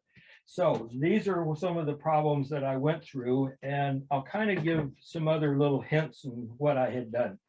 When I was turning these, I left the nubbin on the end so that I had the hole here for the center, for the live center. And when you're turning these for the ferrule, you're going to want that to be a drive fit. And the ferrules, this is a half of a 1-inch copper coupling. And I just cut it in half. I put a slight bevel on the inside so that when you've got this, this is a press fit down on. You want that tight. So you're going to use the same techniques that you're going to be using when we do a bowl with a lid. You know, you want them to fit just the way you want it. So using those same techniques, you want to get this where it's a press fit. And what I did was I actually cut them a little bit long, and you'll see why in a minute. But then once I had my diameter ready and I was ready to press this on, I then sanded on the belt sander down where what the wood is sticking out is slightly less than this ferrule. And then you can either put it on a very flat surface, very firm, or you can put it into a press and you press this on. So that gets your ferrule on there. Now, then you're going to need to drill some holes in there. This is a blank that I used just as a test pattern. And before you even get to this, though, you've got to get your couplings. And the couplings are where I started having problems. I went to get the 5/8 inch. It's a 5/8 inch by 1/2 inch coupling. And went to Lowe's. They had one. Well, then I went ahead and picked up a 1.5 inch nipple that would screw into it. Okay. Then I needed more though than just one of these. So I went to another half mile down the road to Home Depot. In the store there, they did not even have a peg for the female. You need the female in, not the male, because you need to be able to screw your coupling into it. And so that was a real problem there. I have not found, and maybe elsewhere, Home Depot might actually even supply them. Otherwise, the only source I found was Lowe's.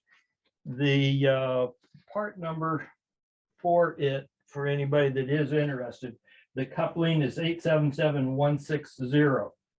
You're also going to need to get some compression sleeves. That's 877134. That might help you, and they'll probably change in a year from now again too. So who knows? But that might help somebody as they get started. What I had found when I started looking at this coupling, okay, this you do not need. We'll throw that away. Then I found that this is different than what it was a year ago or 9 months ago when I built the other one. The compression sleeve is now kind of sealed in and crimped. And so you've got to get somewhere or another to get that old one out of there, because we don't need it. We've got to be able to do it otherwise. And I'm hoping that I can quickly get that sleeve out. Okay, so that is the compression sleeve that we don't need and don't want. And if you're going to be making one of these, you've got to get that out of there. Okay, now, okay, the next thing was that I found that on these couplings, there is a ridge in there that when you stick your pipe in, it hits bottoms out. You have to drill this out to 5/8. You got to take a 5/8 inch drill and drill this out so that it will slip on in. And the next thing that I did was, okay, let's try and slip one of these in. Well, it would not slip in. What in the world is going on? Well, that's when you get your calipers out, you start measuring things. These 5/8 inch rods are 15 thousandths under. So yes, it's going to fit in the hole real easily. Well, I measured these. Both of these, let's see, you can't see it right now. It's off slightly off camera. Both of these are 1.5 thousandths over. So that is a real problem. 5/8 inch drill, these are oversized. A reamer, which I inherited from my uncle, will not help me. I cannot get the hole in here oversized. So I had to go to an expansion bit reamer to be able to ream this out to 1.5 thousandths. Actually, I reamed it to 2 thousandths over the 5/8. And now these will slip in just fine. There is a slight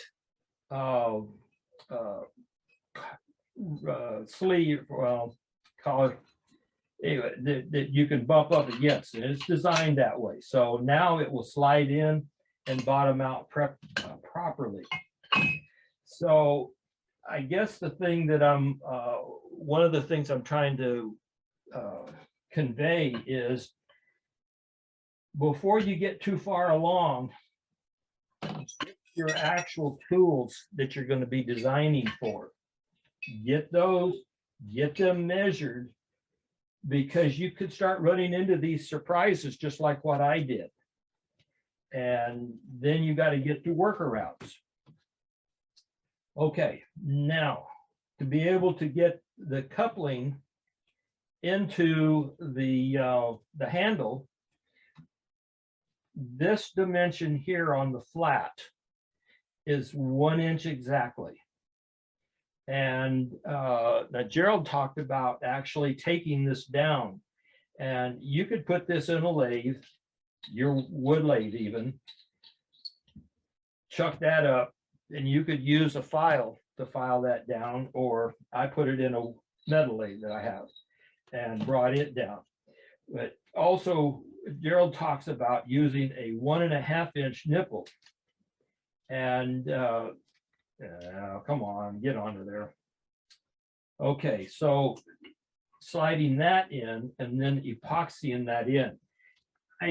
Everybody does things differently. None of them are wrong, none of them are right. It's just whatever you feel like best doing. Well, I thought that 1.5 inch and not epoxying that in wasn't long enough. So when I picked this up, I also looked in on all the pegs and all of that. Well, the next size up is 3 inch. They didn't have any. Oh, shoot. Well, the next size up is 4 inch. It was empty also. I had to go to 6 inch. 6 inch really, actually, I think turned out to be the best, even though it's kind of on the pricey side. So that's what I ended up that's in these handles. There is a nipple, or the coupling, and then there's a 6 inch tube in there. Okay, now I've got the center drilled out so things will slip in. With the 1.5 inch, 5/8 doesn't fit into a 1.5 inch, this one. It did, I think, on this other, the old ones. Things have been changing lately, gang. Don't trust anything. Okay, the 6 inch, how big is it? I haven't even touched it. It slides all the way on. This one is bigger than this by a long shot, inside diameter. Okay, well, anyway, I knocked down these corners some because I wanted them still to exist when we actually drive this into the wood inside of there. This is what I use to kind of test things. This diameter or thickness is 1 inch. So I used the 1 inch Forstner bit, and I used the point from the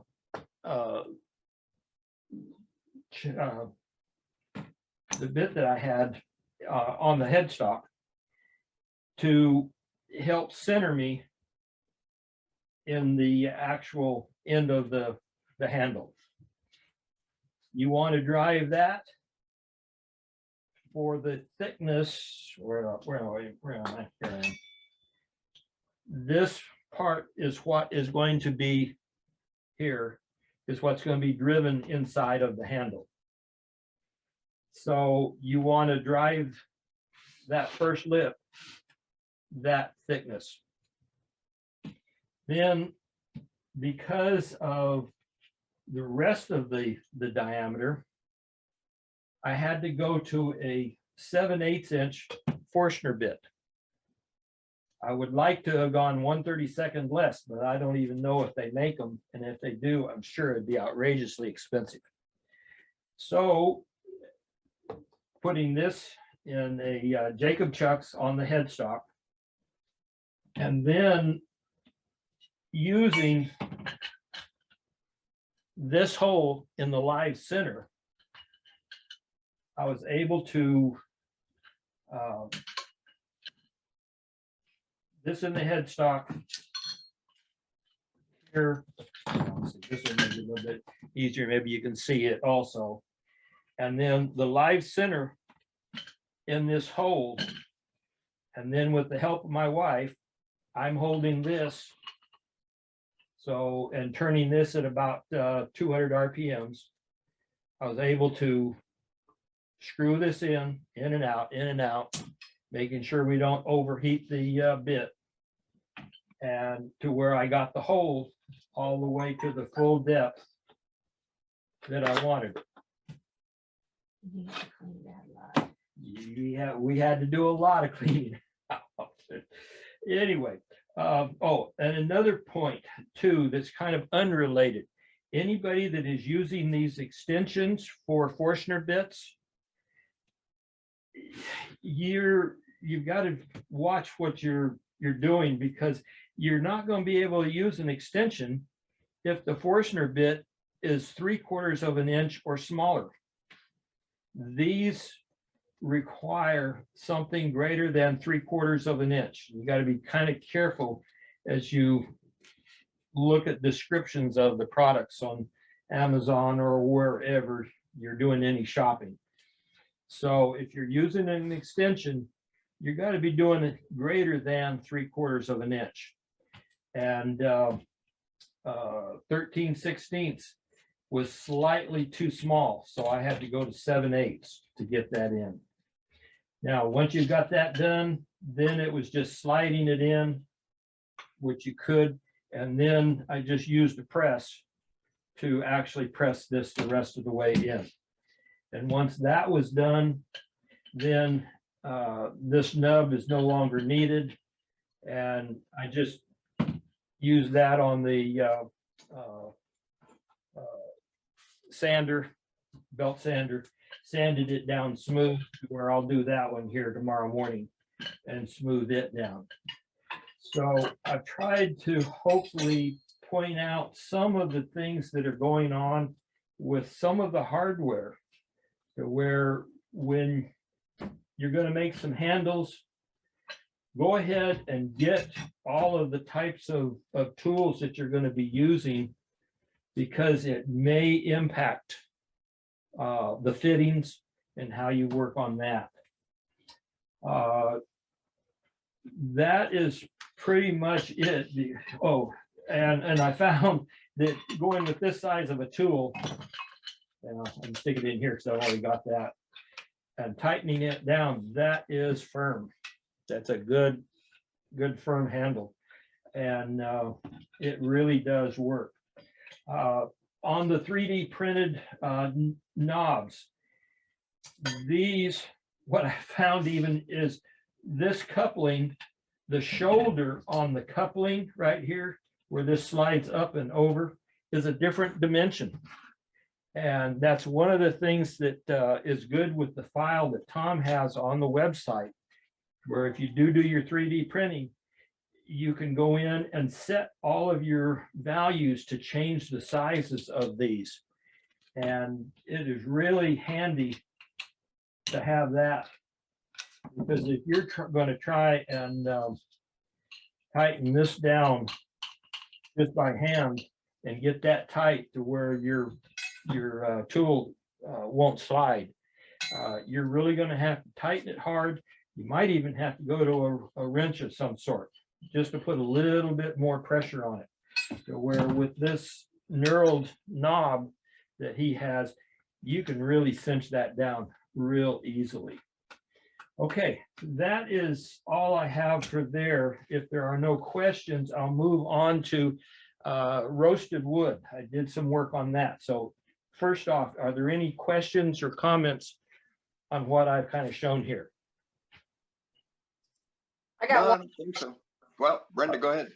All right, that 6-inch pipe that you put on the inside, right? Yes.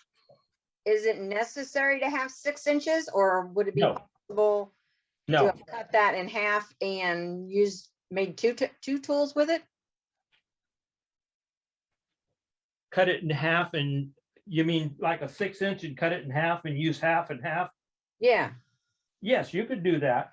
Now, the reason why I went with the 6-inch was two reasons, really.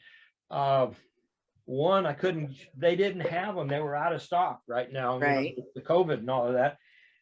So I couldn't get a 3-inch or a 4-inch even, which would have worked. But when I went to the 6-inch, since I am not epoxying these in, which is the way that Gerald Jensen did his in the description, he epoxied these in so that it seals it really tight and firm. Where I was using a press fit up here, and then down here, I was very careful in getting the actual length. That was what this was on here for, to get the length to where this bottomed out in the hole. And in fact, if you can see it very carefully here, there is a little bit of gap right there to where this one didn't go in as far as I had hoped it to, because the 6-inch nipple bottomed out down here. And that made sure that I did not have any flexing, even though it'd be very, very small. There was no flexing in it. Yeah, and just give you more stability. True. Yes, without the epoxy. And, you know, as I say, it's just, I did it differently. There's nothing wrong with doing the epoxy either. It's just, I don't do much with the epoxy. So it was simpler for me to do it this way. All of the. I have a question. Yes. If you take out the compression rings from the couplings, what actually holds the tool in? Okay, it's in the description of that article, but you have to slice. I don't know if you can see it to where it's slit. Okay. I just used a die grinder, and you have to slice it. And the reason why you have to slice it is that traditionally if you're doing pipe or something like that, your compression ring is inside. Right. And this would go onto it. You would put your pipe, whatever it is that you're going to be mounting onto here, and then you tighten this down.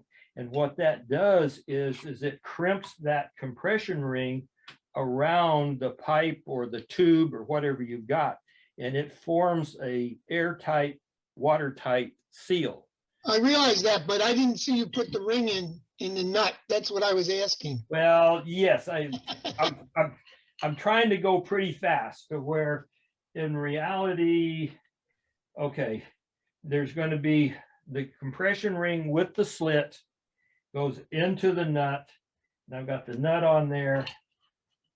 Now that makes sense now. Yeah, and then okay, come on. There it is. Okay. Now that one is tight in there really firm also. And I like this particular way I did this to where this is captured.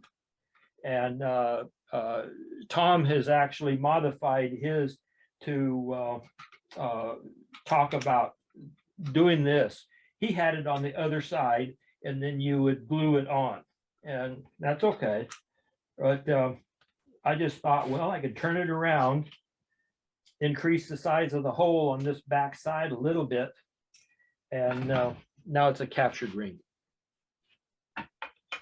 Hey, Gary, Yes. great demo, appreciate it.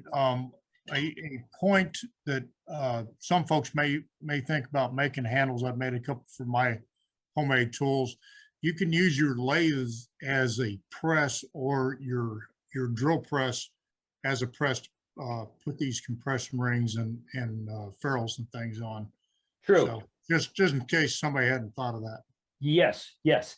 On this one, when I did the ferrule, I actually just laid it on top of my table saw and hit it with a hammer. But when I then went to the other, and then when I pressed these into the wood, I actually have a press out in the garage, and it only goes to 8 ton. Yeah. I use my cone center and my in my lathe, and then use that to press in. Yeah. It's just everybody's tools are going to be different, what they have and don't have. But I had some problems, I guess you could call it, from the old original, which seemed to work very, very well. I didn't have any problems in it. But then when I went to these, all of a sudden I started having problems because the fittings, the dimensions have changed. And the fact that the Thompson ones, even though they say they're 5/8, well, they're a 1.5 thousandths over. You're talking half the thickness of a piece of paper, but still, that's enough to cause you a little bit of a trouble. Yep. Very good, Gary. Thank you. Okay, now the next thing is we talked about last week roasted wood. Let's see here if I can get a couple of these things out of the way. I've had these things all laid out I don't know how many times in the last 3 days. But okay, I cut a bunch of oak. I had some white oak. And are you able to see that okay? Or is Yeah, we see that. Is it clear enough? Yep. Okay. So this was one of the pieces. And this Saturday, let's see, I can't remember where my plate is now. My wife brought me supper out. It was one of the ribs that we cooked. So I cooked some ribs on Saturday, And this is oak. I knew the source, so I knew that it was quality and there was nothing in it of any problems. And oak many times is one of the fuels that people will use in their smokers. So I knew that would be safe. So I cooked it at 250 because somebody had mentioned that last week. And I actually roasted these at 250 for 8 hours. And I don't know how your color is compared to what I see on my monitor, but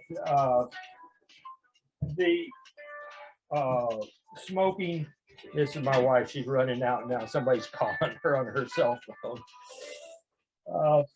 It didn't do much good at all. It looks about the same as what it was. I turned this down a little bit and it doesn't seem like it did a darn bit of good. Okay, well then day before Monday, I went ahead and smoked it again, or I ran the smoker. And by doing some research on the internet, I found several places that was talking about 360 degrees. So I went up to 360 degrees for 5 hours on the smoker. You can see the difference in color to where this one here was cut right beside this one off the same log. And this one really has browned up. And you can see this was on the side that was down on the smoker, on the grill. But the tone of it is much improved, I think, for what people were looking for. So the first one was a failure. The second one, I think, is much better. Don't know. So the second one was at 360 for 8 hours? Yeah, no, for 5 hours. 5 hours. The first one was 250 for 8 hours, because when I smoke ribs for 6 hours. And I just let it go until the smoker was out of wood. So that's why it went 8 hours, but at 250, it didn't really do anything. I think the temperature is what's critical, and it just wasn't hot enough to take care of the oils and the sugars or what have you, that what we're doing.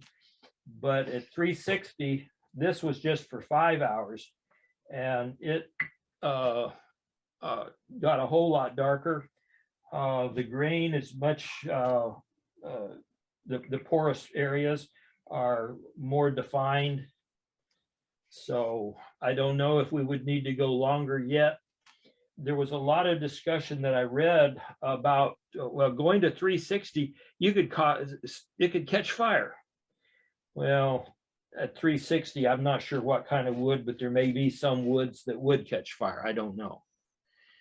But oak, I knew was not going to, because it's in the smoker anyway all the time. I knew that it would not catch fire. And even if it does, if you're doing it in a smoker anyway, it's not going to really hurt anything if you get a smoker fire. Because hopefully you're not smoking under a carport or a wooden structure of any kind. Yeah, there shouldn't be enough oxygen. Well, you can catch a fire. I've actually had a smoker fire where the food is, but yeah, it doesn't take long though to get it out, even if it were to.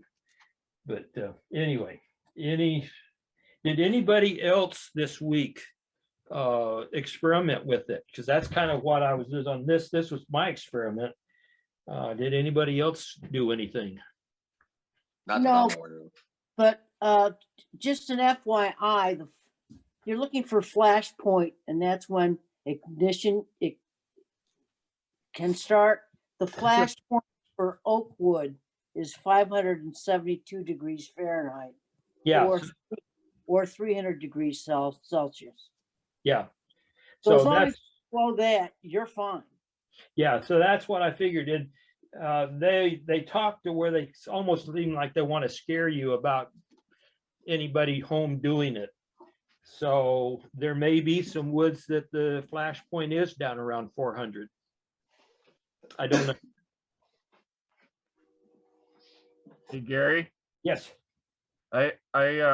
earlier in the chat, I put a handbook in that came from Thermal Wood. It's a Thermal Wood handbook. It's for roasting woods, and it explains the process and why you do what you do. They recommend between 375 and 380, and then you cool it quickly at the end with a little bit of steam. I put the handbook link in the chat. I do have it downloaded, but I don't know if I can share it. I don't know if it's has a copyright on it. You can get it off the internet. I also searched today after work. I searched on the internet for a YouTube video on it, and there is a YouTube video out by one guy who did it in his oven. And the first time he burned it, it actually charcoaled the wood. He actually made charcoal. And then he figured out that you got to turn it down. And by doing it in the oven, it keeps the oxygen out. Your oven, electric ovens and gas ovens seal tight enough that the oxygen doesn't get into it, so it cannot ignite until you open the door. But at 375, it will not ignite.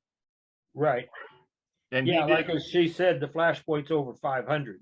So he did pine, cedar, Purple Heart, and there was a couple others that I can't remember. And you would have thought the cedar and the pine would have flashed. Actually, there was a couple of the others that actually burned easier than the softwoods. It was kind of surprising.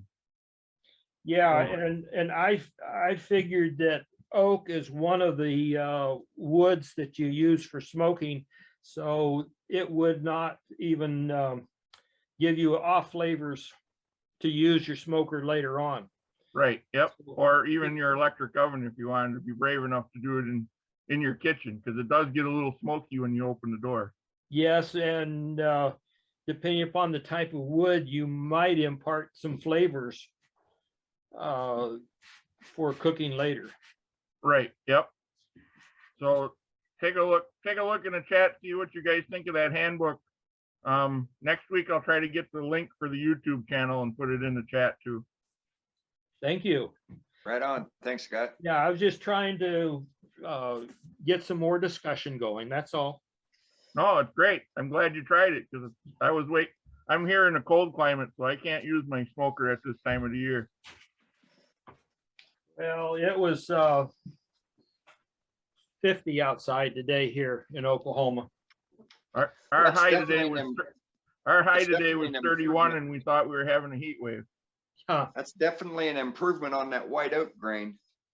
Yes, it really is. I just don't know if it's worth the effort, but bowls will fit into many smokers real easily also. So you could even turn a bowl perhaps, or if you're doing a twice turn, you could probably smoke it after the first turn and then finish it off even. And that would give you a different color also. And this color goes all the way through when you do that? Well, yes, because when I actually I used the new 5/8 inch bowl gouge to do that. But yeah, it went all the way through the wood. Where this was the piece of wood that I cut in half and then turned this down so that we could actually see what the grain looked like. Now, this was the hotter side too, to where it's even darker. Doug, you're caramelizing the sugars in the wood, so it goes all the way through. That's what you're trying to accomplish. Okay, cool. Thank you. Yeah, and by how many hours you run it, then you're making sure that that temperature gets all the way through from the outside to the inside. Right. So I'm online doing research on this, and what they're saying online is that wood will burn at some point between 350 to 500 degrees. Mm-hmm. It depends on how dry the wood is or how rotted it might be. And there's variance in species too. So if you're at 275 and you keep it regulated for several hours, you should not char it. But again, if you've got rot or something, then you could have issues. So you'll have to You're def- experiment, I think. You're definitely going to want to watch it. You're not going to want to walk away from it once you start it. Well, that's the benefit of a pellet smoker. Because the pellet smoker on this one, when I had it set at 360, the lowest I saw was 355 and the highest I saw was about 364, 365. And the pellet grills, the better ones, can keep that temperature pretty darn close. It's not like you're using a wood-fired smoker to control your temperature. So it'd be kind of similar to an electric oven or something of that nature too. So how this Commercially, they put this in a oxygen-free environment, don't they? Right. No, actually they don't. Most of them don't. It's in a kiln. If they do it in what they call a dry kiln. Mm-hmm. And it actually it It's a started in specialized Canada. Our kiln. great neighbors to the north don't like pressure treated wood. So it So also they're makes using it this? rot resistant. I believe it was invented in Canada. Yes, Yep. it was.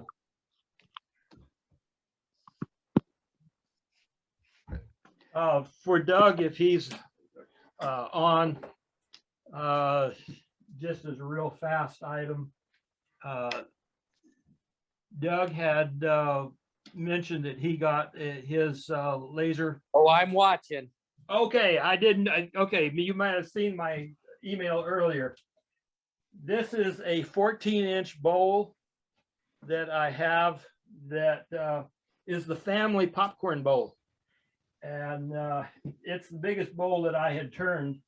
It's a 14-incher, and this is how I have been doing the big stuff, to where you've got your spoil board, you've got your laser.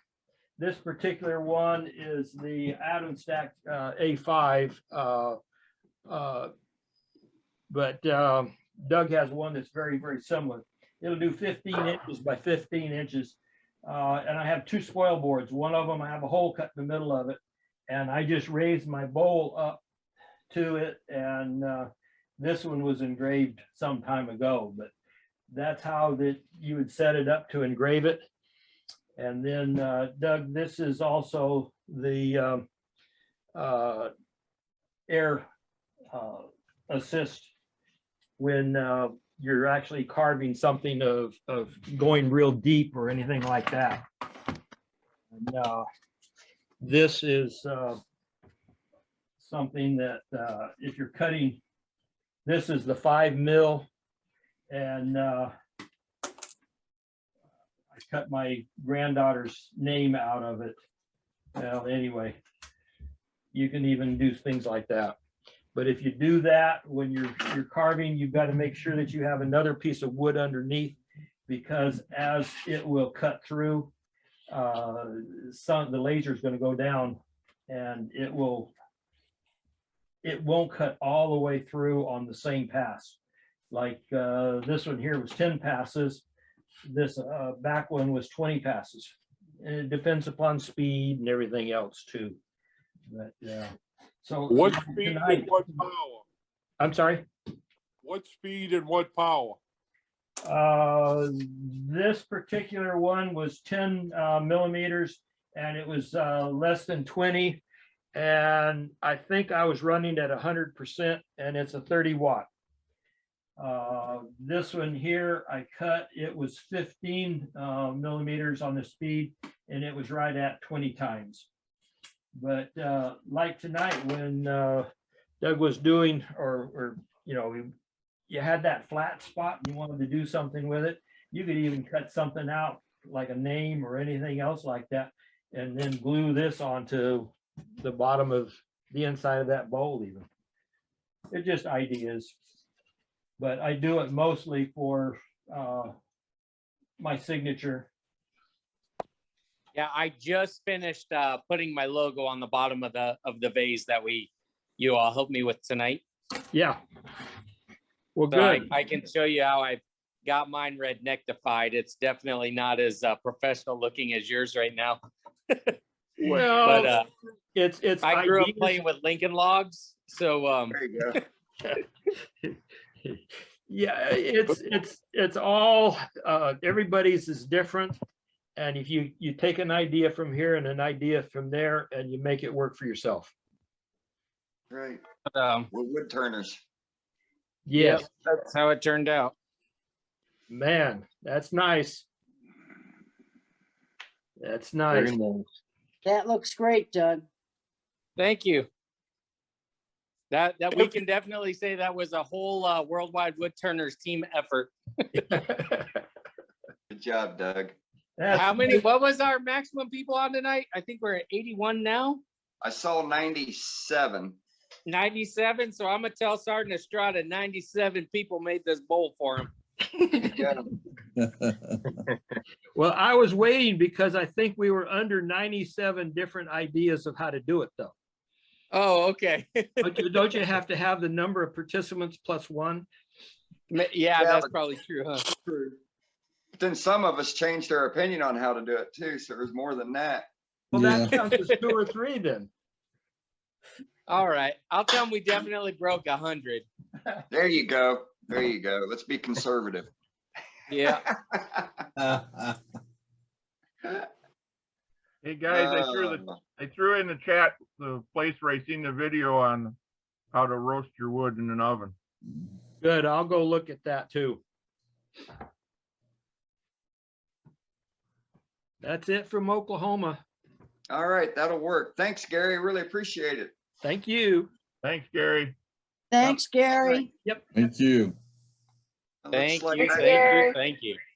Thanks for your We're back to Captain participation. Eddie and see if we got a mobile gallery demonstration here. I can't get it up, guys. Can't get it up. What has been with We will not make jokes about pills right now. this didn't work. No blue pill jokes. I didn't say it. I just repeated it. Had a major Wi-Fi failure in the area, and I cannot get back on my regular system. Sounds like you need to wire the shop, Eddie. Yeah, well, we went to Verizon for all of our internet and put it. It's one little box and no wires, and it works great except when it all fails. Yeah. And it's happened twice in the last 2 months. So, but I stayed with you folks, but I had to go to my iPhone in order to do that for a little while.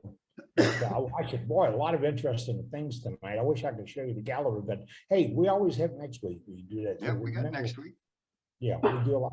And I tell you, we had some good information shared tonight. The stuff Gary was talking about, I've played with that 3 or 4 times with making tool handles and fittings and where I could change the handles on my detail tools. Like I got beading tools from D-Way. Dave at D-Way gave me some beading tools.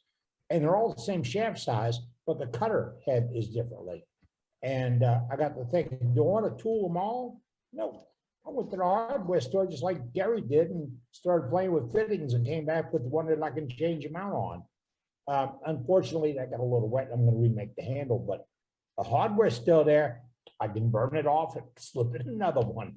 Because it's a good change. And I like his idea about or his reasoning about the different sizes. And it really is, what country is it made in? And that's where you get these switches of the Europe, Asian, American, Canadian, Mexican, whoever, whichever manufacturer they're using. They're all dealing with the buck. All the big box stores and the people driving the hardware stores are all dealing with the buck. And so if this week this is a good one and next week that was a cheap one, I'm swapping. Gerald says if you got a Tractor Supply in the area, they have a plumbing department for fittings for tool handles. Hey, how about that? Right here, Gerald Jensen gave us that. And a lot of stuff. I really enjoyed, I couldn't talk about it because I didn't have a good service. I really enjoyed Doug Miller's demonstration tonight about the square bowl or platter. And I went right along with some of the comments as a kushabon or a nice piece of marble or acrylic or whatever that would be down in there. Play with this. And I thought I had them on the desk today. At novelty jewelry stores and jewelry places where these people go in and get these trinkets to make I'm old, charm bracelets. Those little trinkets. If you know somebody that's a ballerina or a dancer or whatever, and you want to give them something a little special, go looking for those little trinkets. They're not too big, and drop that in the casting and then finish it off. And it looks like the ballerina floating in glass, or the crown for the king, or, you know, they have thousands of those things, and it all makes a little bit different. Here's another one, put a coin in it. Especially, I did a whole series of bottle stoppers using imported or not natural, no. Foreign coin. Coins from all over the world. And they really made for an interesting collection. I sold them at some art fair, and I sold every one of those that I had out there that day. And that kind of convinced me not to do art fairs again, or be a little more careful about them, because I think I lost about half of what I brought out there. Oh, look at this, is pretty, and walked off. All right, we've got about 10 minutes to wrap it up, folks. If you got something you want to share, talk about, bring forward, got a tip or an idea or anything like that, this is the time to jump on board and let us know. Brenda says we should do a regular series, a regular piece of this meeting on maybe that do's and don'ts, or what you're going to do in 22. If you got a problem or a situation, or you have a cure. See, Brenda, I want to take that to where if you have a cure of something, we had one or two pop up tonight.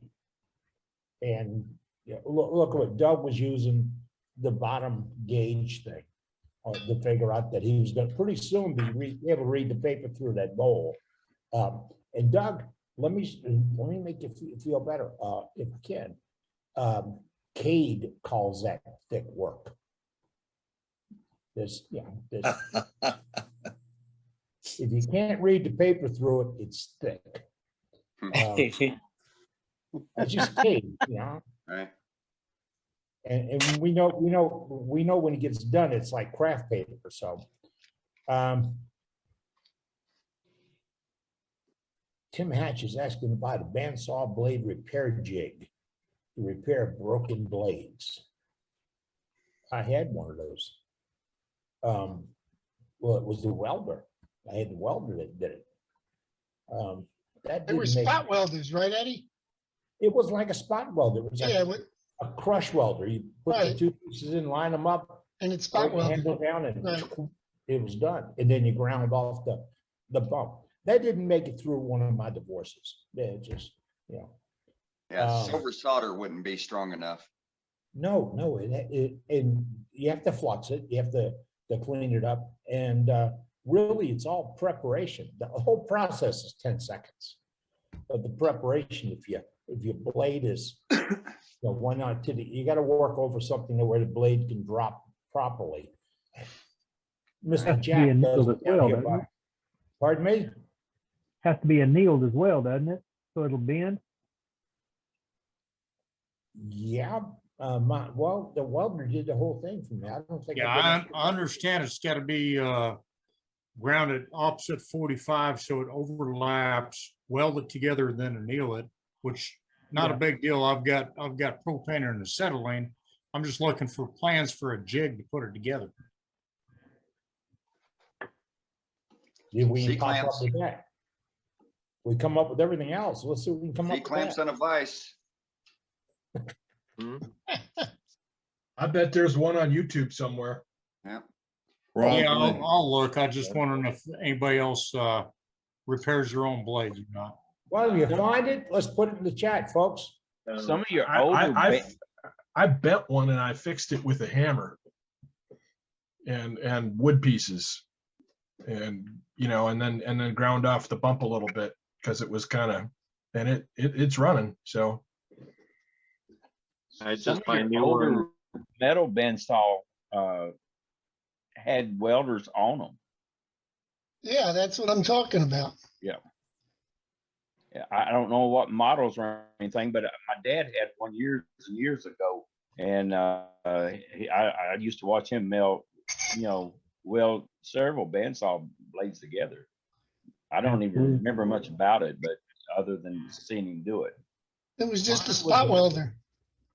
Yeah. So it's only a spot that you're welding. Mine was a Yeah, Dunlop. just the one spot. I'll see what I can come up with. And that might be something later on to demonstrate for folks, because I know I'm not the only one that's ever broken a blade. No, Really? I've never broken a blade. Never broke How one. you break a blade? I was working, I'm retuning some tools as I'm moving into the shop, and the bandsaw was one. Hey, Dane, I got those bearings in 5 days. Awesome. If I bought them locally, there was $6.30 per bearing, Wow. and I got 20 for $10. Yep. Yeah. 20. So I got enough I reworked the Delta, complete. That took all the bearings in one set. That's 10 bearings. I have enough to redo it again. Right. And at this rate, Ain't it I'll nice? spend $5. Right. Yeah. That's what I'm saying. But I wanted to get a fresh blade, and somehow my whole coil of blades was considered to be trash, and they threw them. So I called Mr. Jack down at Southern Saw about getting a 102-inch blade to fit my machine. He says, "Did you break it?" I said, "No, it's just, to the point where, it's 10 years old. Maybe I should change the blade." And he said, "You got 10 years out of a blade?" Yeah. And we got to talking about it. Now, he's been in business, this kind of saw business, for 50 years. And he says, he said, "I'm going to tell you what you want to tell me. Your bearings and your bushings are set perfectly, and your wheels are dead straight." Yep. And he said, "If you're there, you'll quit breaking blades. And every time you change a blade, you got to change those settings." Yep. And side force too. You only want force straight into the blade, no side force on a bandsaw. No. And I see this, people say, "Well, you got to turn this corner. You got to change the blade. If you need to cut a 3-inch circle, you got to go to an 1/8-inch blade. You cut a 5-inch circle, you can go to a 1/2-inch blade." But Jack talked me out of buying my blade. It was going to cost me a whole $21, but Jack talked me out of it. He's talked me into a lot of stuff. Yeah, what's good dealing with people like that, when you walk into a shop or call somebody and they've got a history in the business, they can share a lot more than price. Sometimes you walk into a place and the guy says, "Oh, we got this, it's really wonderful." Well, that's a sales routine. When you can tell somebody it's not worth the nickel you pay for it. That's when you're being honest with your consumer. And that's what we're trying to do here. Tonight, we had a couple of brand names of tools mentioned. We're not married to anybody. It's not a promotion for that brand. If you find the tool that does the job, that's pretty much it. If you find the tool that does the job, I don't care whose name's on the handle. And I've got every one of them in the world, I believe. It doesn't matter whose name's on it. In fact, I've bought some pretty nice gouges from some folks, organizations, clubs that had the handles all done. They've made nice gifts. I've given them away because I need it no more than what I have. And look, if you find the tool you like, love it. And don't let somebody talk you out of it. It's like somebody talking about making handles tonight. Gary was talking about making showing some handles, and that's great. Don't go nuts with the designs that you might see in a catalog. Got to remember, they're selling you something. It might not be the best thing you want. It's like telling you white wall tires make your car go faster. You know, you got to have this bump or this handle. What feels good to you is what you need. So if you're going to make handle for a tool, go through all your other tools, see which one, diameter, grip, the choke, the dip where you handle fit and small fine tools. Those are all critical. But if you find one that really does it, copy it. Nobody's going to get mad at you. Copy it. I ask a dumb question before we go. There are before no we dumb leave. questions, sir. So go Yeah, ahead. there are too. I've never worked with antler before. What do you use after you've turned the antler to seal it? Okay. I use CA. Exactly. glue. I use CA too. Yeah. And look, if you're using CA, you probably have your dust mask on because antler stinks. Oh, you're not kidding. I've used lacquer before, and that works fine. Just spray can Lacquer works lacquer. okay. Okay. Yeah. Yep. I use lacquer or glue. I don't use oils because the oils will turn the white of the bone yellow or amber in color. Okay. So you could also use general salad bowl finish because it's non-yellowing, or a poly or a varathane or a urethane. But Okay. you want something that's non-yellowing, otherwise your bone will be a mess and quickly. Okay. Yeah. Thank you. Thank you. I tell you, I like turning bone out in the shop. My dogs will go crazy. Yeah, chew toy. It'll be everywhere, especially if you take the air blower and blow it out. You know? Yeah, I did that today. I have a black lab that can smell a tennis ball 400 feet away. And I'm not, if you bounce one down the street, she'll follow the trail of that thing all the way down the road. When you got the nose, you got the nose. Checking the chat. Oh, I got to remind you folks, if you're with us each week for our club meetings, and you're more than welcome, and there is no registration, there's no membership list, there's no restrictions. We're just not commercial. We're not bought and paid for by anybody because I want the best of what you use to come out, and then people make their own decisions. But we have a contact list that's available through our website under contacts.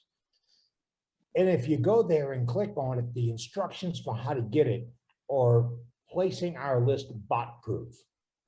And the only thing that's not on there is subject is going to be captain, CAPTAIN. And that was not done by me. But if that's how you want to get to the source, read the directions if you want a copy of it. If you'd like to be on it right now or in review, put your name in the chat and what you like us to include. Name, address, phone number, text, whatever you want. It's voluntary and it's secure because it's not a live list when you get to it. It's you're going to get a PDF and you'll have to type that information in. There's no click on it and do. It's not that easy because the bots will get us. So we're trying to make a bot proof list.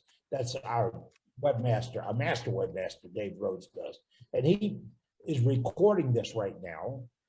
And he will edit the recording and place it on our website. He will probably exit or break out the demonstrations and place them on our website.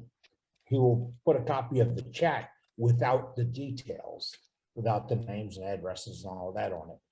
We're trying to protect you from spam mail. On my iPad, I loaded up all the websites, all my email addresses. On one of my addresses today, not exaggerating, I had 83 junk emails. So Hey, Eddie, what was the password again? Was it just Captain or Captain Eddie? no, Captain, CAPTAIN. Okay. Yeah, Dave Rose did With a that. capital C for captain. The directions are on the website. Yeah, but it didn't talk about caps and things like that. All right. It is, as I said, it's voluntary and it's free, folks. It is free. That's what we do. All right, I think we had a good meeting. I really do. I enjoyed it. The parts of it I missed, I'm gonna watch on the replay. Because every time we do a little something, I learn a little something. And look behind me, that's the shop. I'm in the shop. I turned wood today. And I found out today that the sharpness of tools is a whole lot more than what some people think. 'Cause I thought my tools were very sharp, but I'm gonna fix that tomorrow. I'm bringing in the big grinders tomorrow. With that, folks, hey, it's time to call it a night. Good night, John Boy. We'll see you back next Wednesday evening at 6 o'clock. Same time. Same time. Have fun. Have fun. Dave, we got a video, we got a demonstrator next week. Absolutely. We got Johnny Hughes. Uh-oh.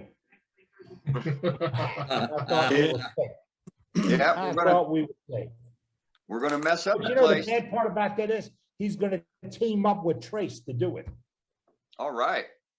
Even better. Yeah. There you go. I want to see what they Good night, everyone. All right, good night, folks. Take night, care. everyone. Good night, everybody. Good night, Good night. everyone. Have a Night, safe y'all. week. Hey, good night. Good night. Night, everyone. Cheers. Good night, Joaquin. Thanks again for all the help Cheers, tonight, y'all. Kate and everybody else.